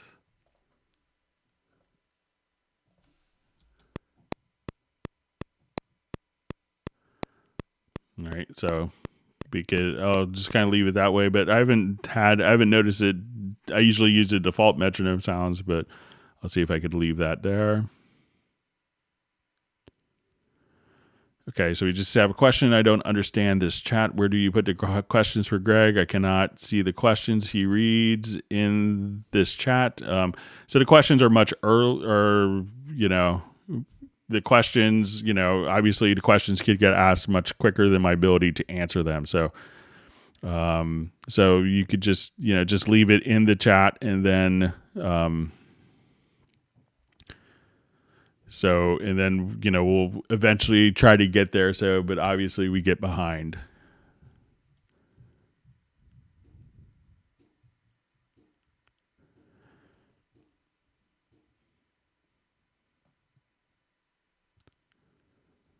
Okay, so why do input channels not arrange in the same order on the mixer channel like in the project track view? So,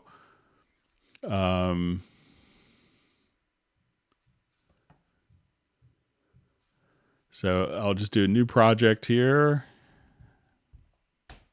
Thanks for all the great questions. If you've learned something new, make sure that you hit the like button and make sure you subscribe to the channel as well. So let's say I wanted to have, I'll just go to like one stereo input. Okay. So I have, let's say, or I'll do 2 stereo inputs.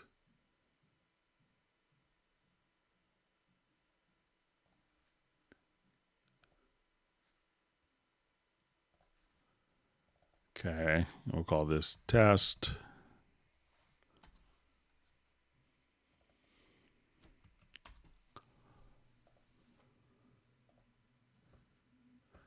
So, generally you don't see the input channels on the actual, in the project window. So I'm just going to reread this.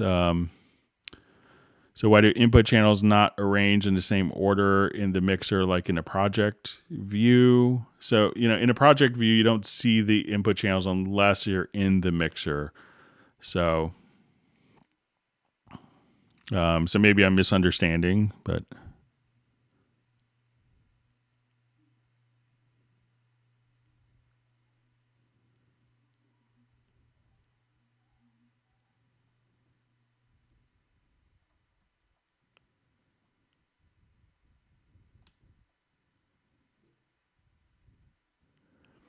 All right, so just see... So, Greg, thank you so much for these Hangouts. I've learned so much today. All the things I've been wanting to wrap up my head around in Nuendo are all covered in today's Hangout. That's great, Kerwin. Thanks for letting us know. Glad it's been useful.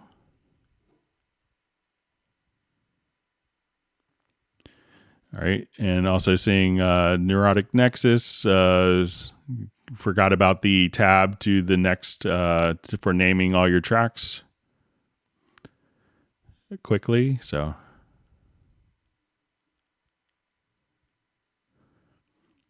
and also Jeff is mentioning as a classical oboist, he's had great experience with note expression on the Halion Symphonic Orchestra. Yeah, it's great, and that's kind of the idea, is to make MIDI more expressive.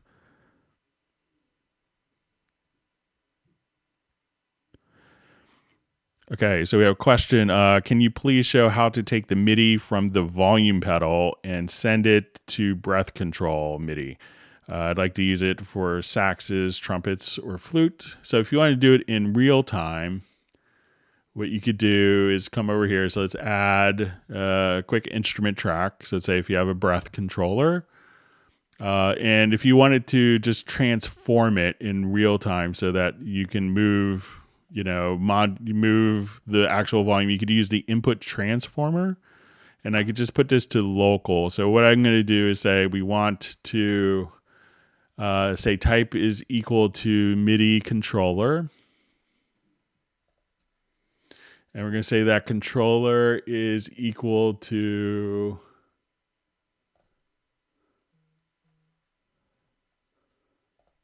or we'll say value 1 is equal to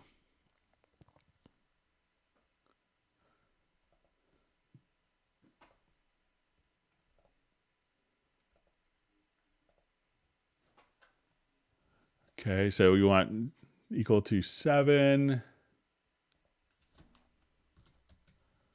And then what we can do right over here is just say we're going to take value 1. So we're going to take controller 7 to turn it into controller 2. So at this point, I'll say we're going to subtract 5.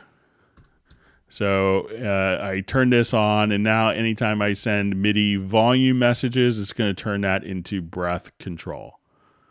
So I could also do something where, let's say if I wanted modulation to do breath control, I could say we're going to add 1. And we'll say I'm going to take CC1.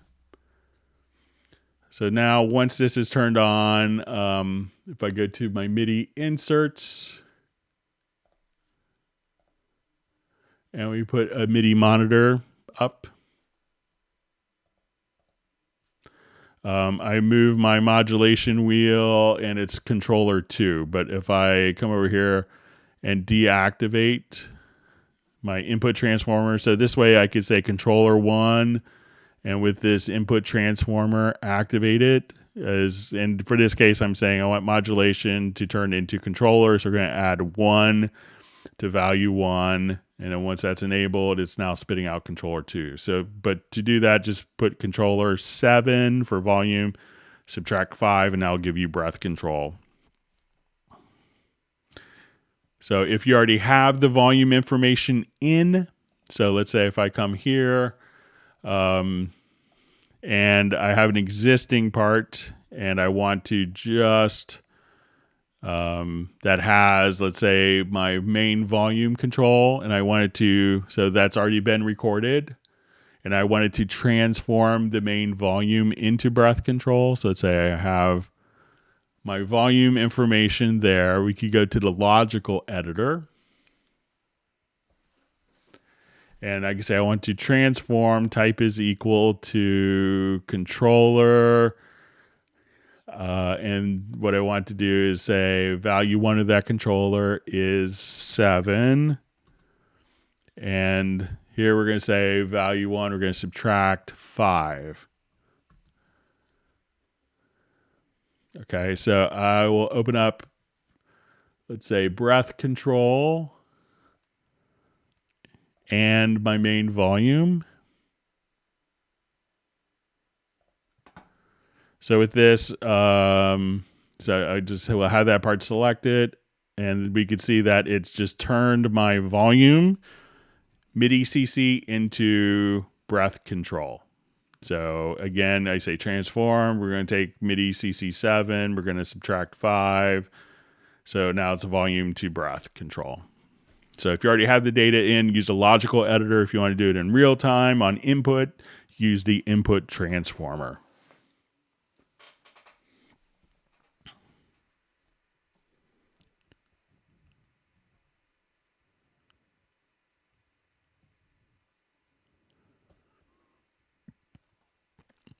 Okay, so question. Hi, I made some time warp tools and audio event. Now I want to replace that audio file, but I want to keep the timing adjustments. Is there a way to do so?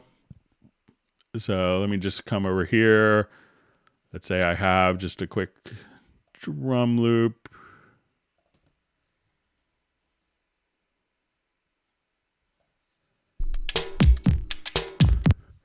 All right, so let's say I've come over here, and I'll quickly just kind of bounce the selection here. All right, so let's say I've done my editing of I've done my audio warping here. So just select my warp tabs. And let's say, okay, I just want it to, just say go into free warp. So if I've done all sorts of horrible edits and moved my different stuff around and I wanted to apply that, all you'd have to do is just select it. If you wanted to kind of bounce it, just choose to bounce selection, and that will create a new file. So you just come right over there and bounce selection, and that will still kind of keep your original file, but it'll bounce it and you have the option to replace the file.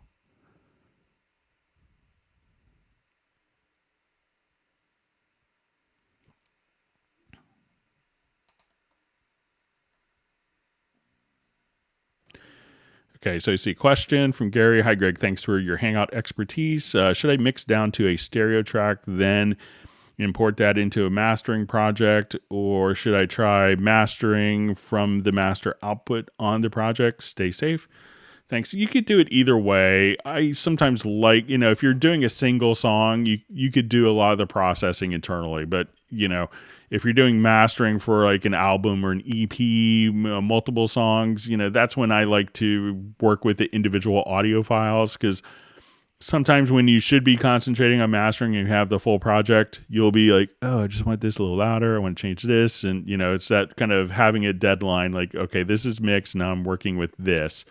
And sometimes that will kind of help the process. And generally, I do my mastering in Wavelab, but you could definitely, if you're just kind of processing plugins to enhance the sound, you could do that definitely in Cubase without issue.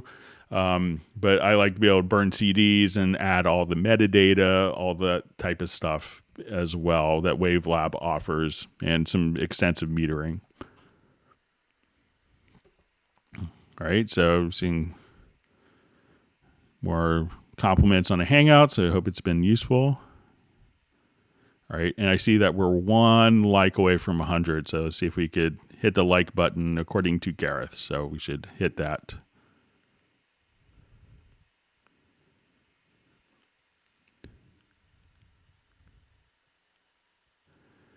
Okay, so how can I set the project bar to return back in place where it was before I hit the space bar? Thank you. So if I hit the space bar now, and let's say we're playing, so you can see my click track is still kind of retained its click track sound, so it hasn't reverted back. So if I come here, let's say I start right on this bar line, I hit play. And if you wanted to return back to kind of where you were initially, it'll do that. But you could go to Cubase to preferences, or to your preferences menu. It's different on Windows. You go to your file menu, I believe, and go to transport. And then you'll see return to start position on stop. So if you wanted to go back to your start position, turn that on, or if you wanted to continue to move forward, you could just uncheck that. And I actually just I set up a key command under preferences, in the key command field. If you come here, and under preferences, I set up a key command for like shift plus spacebar to change that behavior. So I could just continue on or hit that again. And so you could kind of toggle the state of that behavior, but just change that preference, and then you could work kind of how you want to very easily.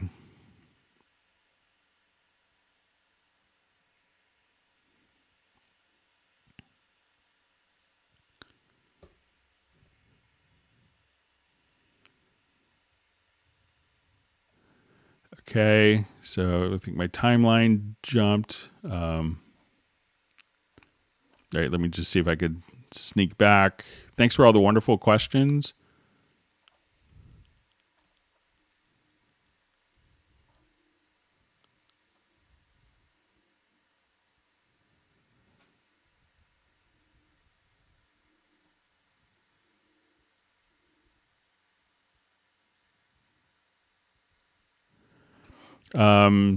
So I can see a question from Robbie Bowling for tracks where we often want to have them sound wider vocals. Should we just record them in stereo rather than mono? There's a lot of good processes that can take that. Sometimes, putting in just a bit of just a slight delay can make things, like a really, like 2 millisecond delay. There's kind of a Haas trick where some people will put like a 4 millisecond delay and hard pan it one way and an 8 millisecond delay, pan it another way. So sometimes, people will do that, but there's also just some great, like the stereo enhancer that comes with Cubase. I think it's called the Imager plugin. So, is also very useful for this type of stuff. So let's say if I want to take the vocal here, I'll just turn off my click. So I'll just come here and go under Spatial Imager and just go to your stereo enhancer.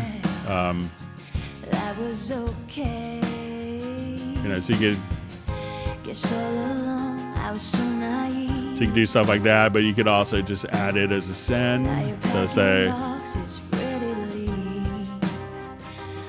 musical history laid out on the floor. I've got to choose what's mine and what's yours. Now you're asking Beatles or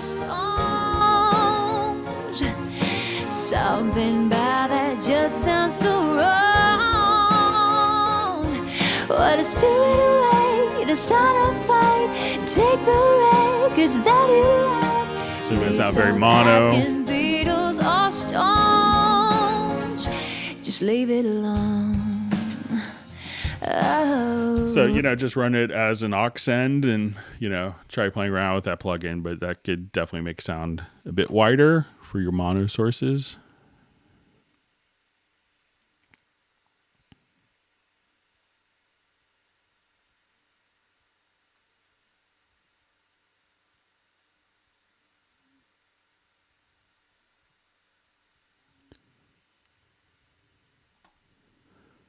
Okay.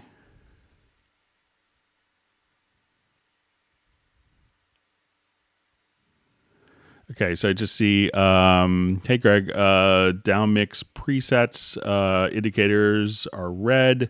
What is this? Unable to reference an online help. So when we go to, let's say, our control room, and we'll go to down mix presets.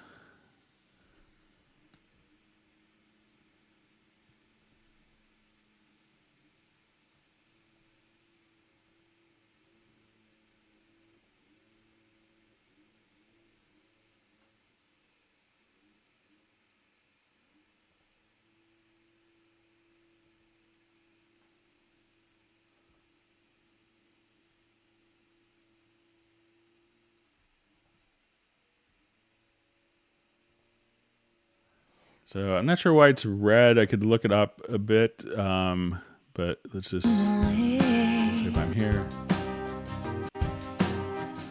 We played our records into the night. I'd turn it up, you wouldn't mind. Up until now, that was okay. So that might just open up the Mix Convert plugin. Guess all along I was so naive. So I think what that's going to allow you to do is to just open the Mix Convert plugin to make different settings. But if it could be that it's maybe clipping, I'm not sure why it's red, but you can still click on it. It seems to make it unread, and then you can do your mono stereo. We played our records into the night. All right, I know we had a couple questions that were mailed in, so let me see if I can get to those pretty quickly. Sorry, running late. Thanks for all the wonderful questions. All right, so we had a question about MemZap.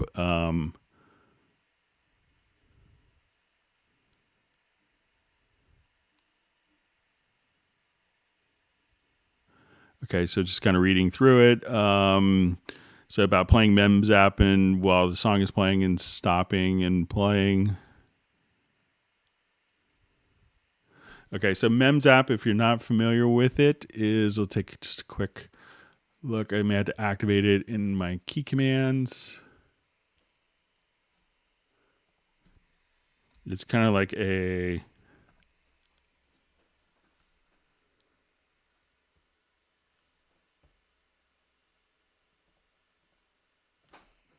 If I could type correctly, it would help.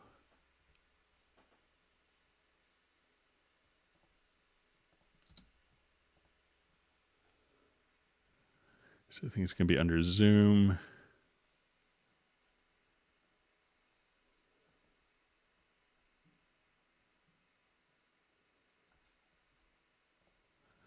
All right, so let's say if I do, I'll set my own key command for it.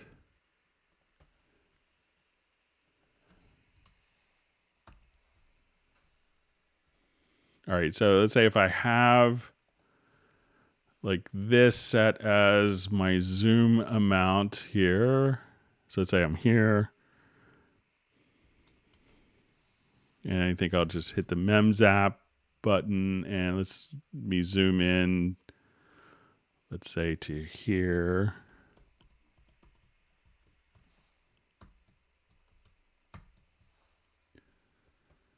So let me just make sure it's the right command.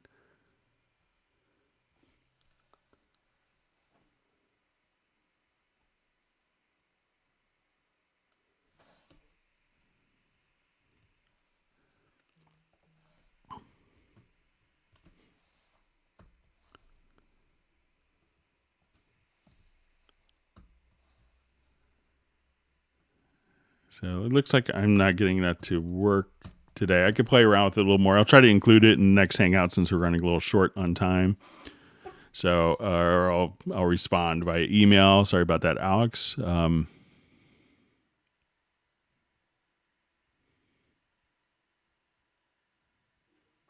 Okay, so we had a question kind of about like reamping and being able to hear the click track played during kind of a real-time export for like a guitar part. So someone was reamping and they wanted to just kind of move their wah-wah pedal kind of during the process. So I would actually take that particular track and add it, so it's basically reamping the guitar and they want to hear the click and hear the song while it's, and record that. What I would do is select the guitar track, add a group channel to that. So if it's a mono group will work, and add another audio track.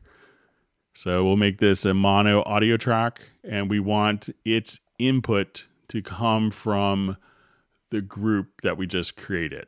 So we'll say, so we could take this guitar part, and as you play the project, that sound is going to be routed to this group. And while it's playing, adjust the wah-wah pedal.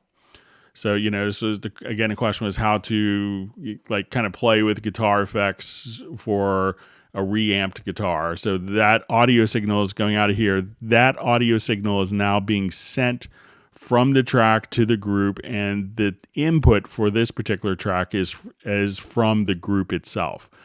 So at this point, we could just say, I want to, play that. It's being routed through here, and we're re-recording the signal back into itself. Okay. Just reading through some more questions.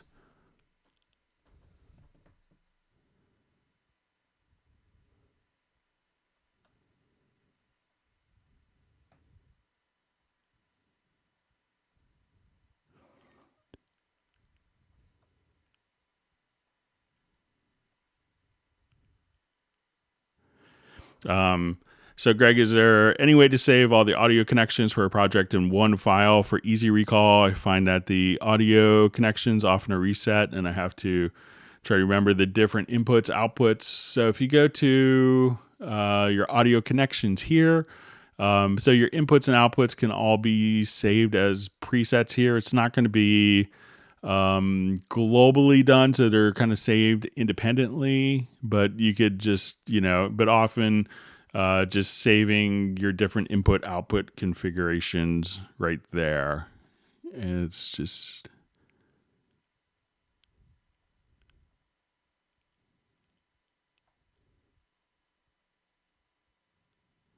All right, so let's go back to our live stream here. Thanks for all the wonderful questions. We'll see how we're doing on time.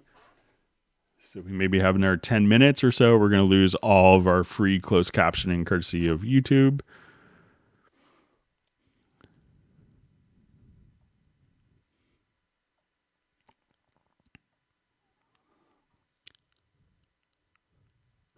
Okay, so seeing some more comments on widening tips for vocals.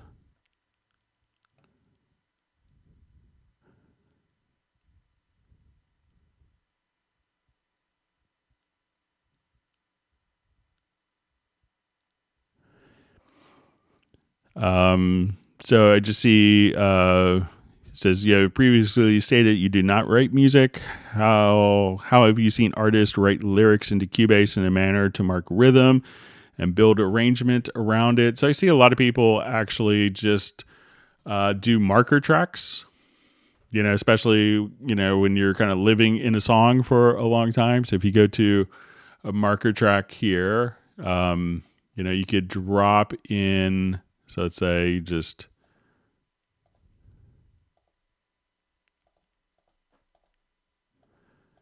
and while we see this as like a marker track, you could just say,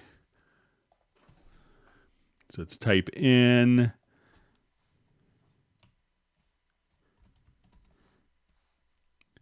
and just kind of type the lyrics in like this.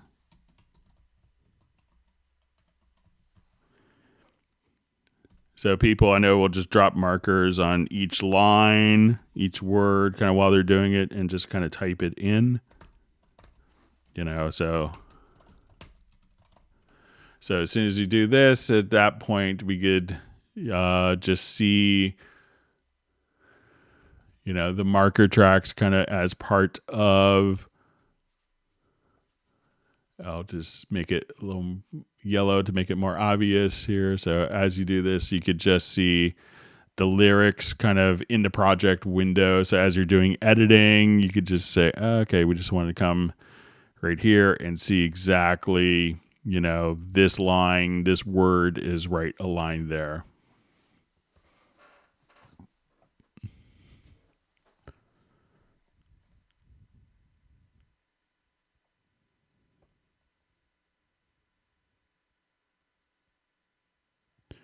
And so I think even in this song, one of the things I did is, and we see like, how do you indicate, lyric symbol pauses and run on syllables. A lot of times, like if you're doing hyphenated lyrics, I enter this all into like the project notepad. So once I come right over here, here's my notepad, and you could just, like I have the yeah, ooh, and little ad lib stuff, and so you could put in O's, and you could, if you have different syllables. So let's say, like this is ready, and then you could put in like your hyphens in here as well within the lyrics, and this will actually carry over if you wanted to, just paste.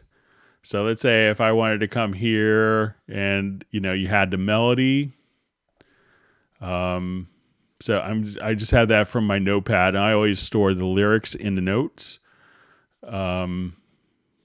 So let's say if I'm here and I just had like a little melody and I was in the lyrics, I could just say, okay, let's go to the score editor. And you could just paste directly from, the lyrics. So, if I just wanted to come here and say, okay, let's get to the scores menu. And, but you could just paste the lyrics in just as well. Let me just see if it's under functions, maybe. Lyrics from clipboard. And then you could just have those lyrics automatically, spread out, just, as you see fit. So you can just paste those directly into your notation view as well to have that. So if you're doing your lead sheet, so you could, play around with the markers and chord track and notepads as well.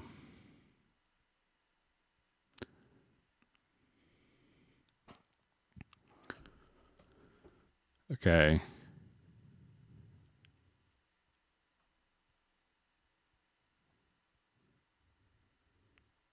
Okay, reading through comments.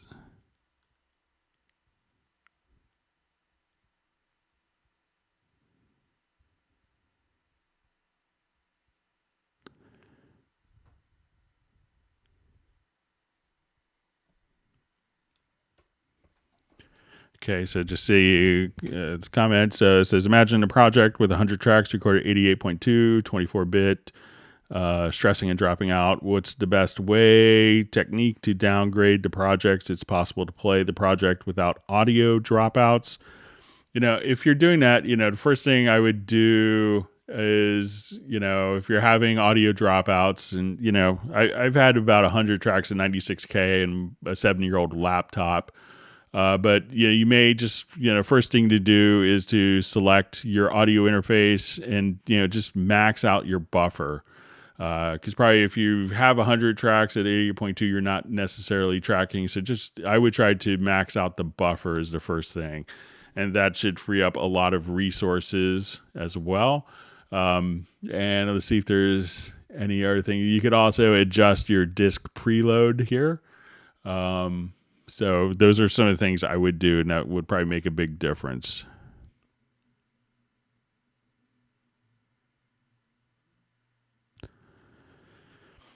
Okay. So question, is there any way to let Cubase suggest a measure? I'm going crazy with an original where I really can't define the measure. So, if you could do a tempo detection in Cubase, so you could select an audio file, come over here and just do a tempo detection. And if you do tempo detection, Cubase could suggest it for you, but you could also just kind of select the time warp tool. So when you see this tool here, and that will allow you to basically just move the timeline here to just automatically, follow, to sit on a different event. You could tweak it, listen to it, tweak it, listen to it. So experiment with the tempo warp tool, but there is kind of a automatic tempo detection from the project menu.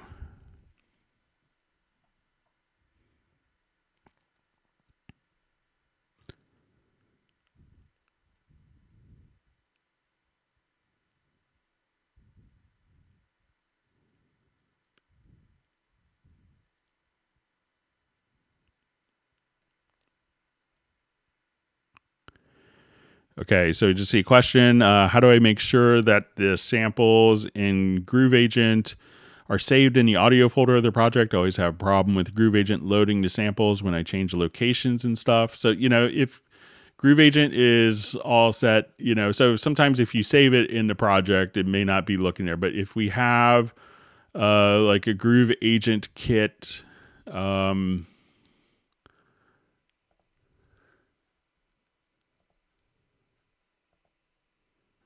one of the things you could do, let's say if you just have, I'll just drag some audio on.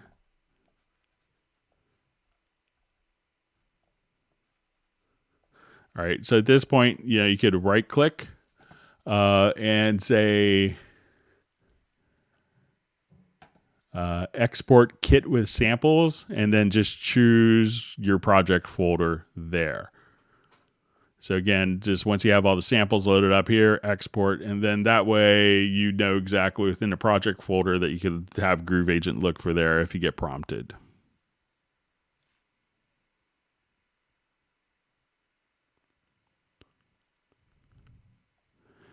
Okay, so to see question, when do we get an update of finding tempo in Cubase? So, a lot of times those little features are tweaked with every new version. So, but it's already kind of included. But, algorithms are kind of tweaked a bit. All right, so I see quick questions, see how we're doing on time. So tutorial on inserts.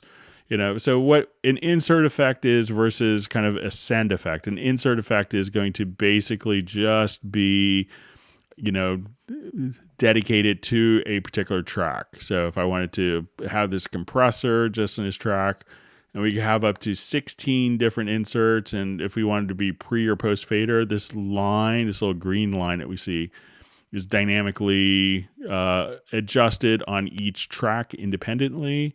So we could have different number of pre-fader inserts or post-fader inserts. So let's see if we get one or two more questions in.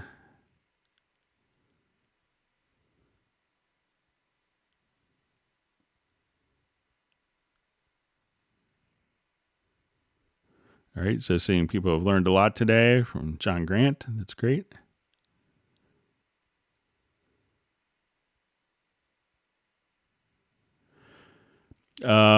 So I see from John Costigan, hello, Greg Cobal as well. Should I use a line level matching transformer between an Apollo twin line output and a high impedance amp input when reamping a guitar? You know, if you run into problems, you definitely can. But I would try it without and just see what signal is actually kind of hitting your guitar amp. So obviously, like a line level versus what's coming from a pickup will be differently. But you may just have to adjust the volume on your amp itself.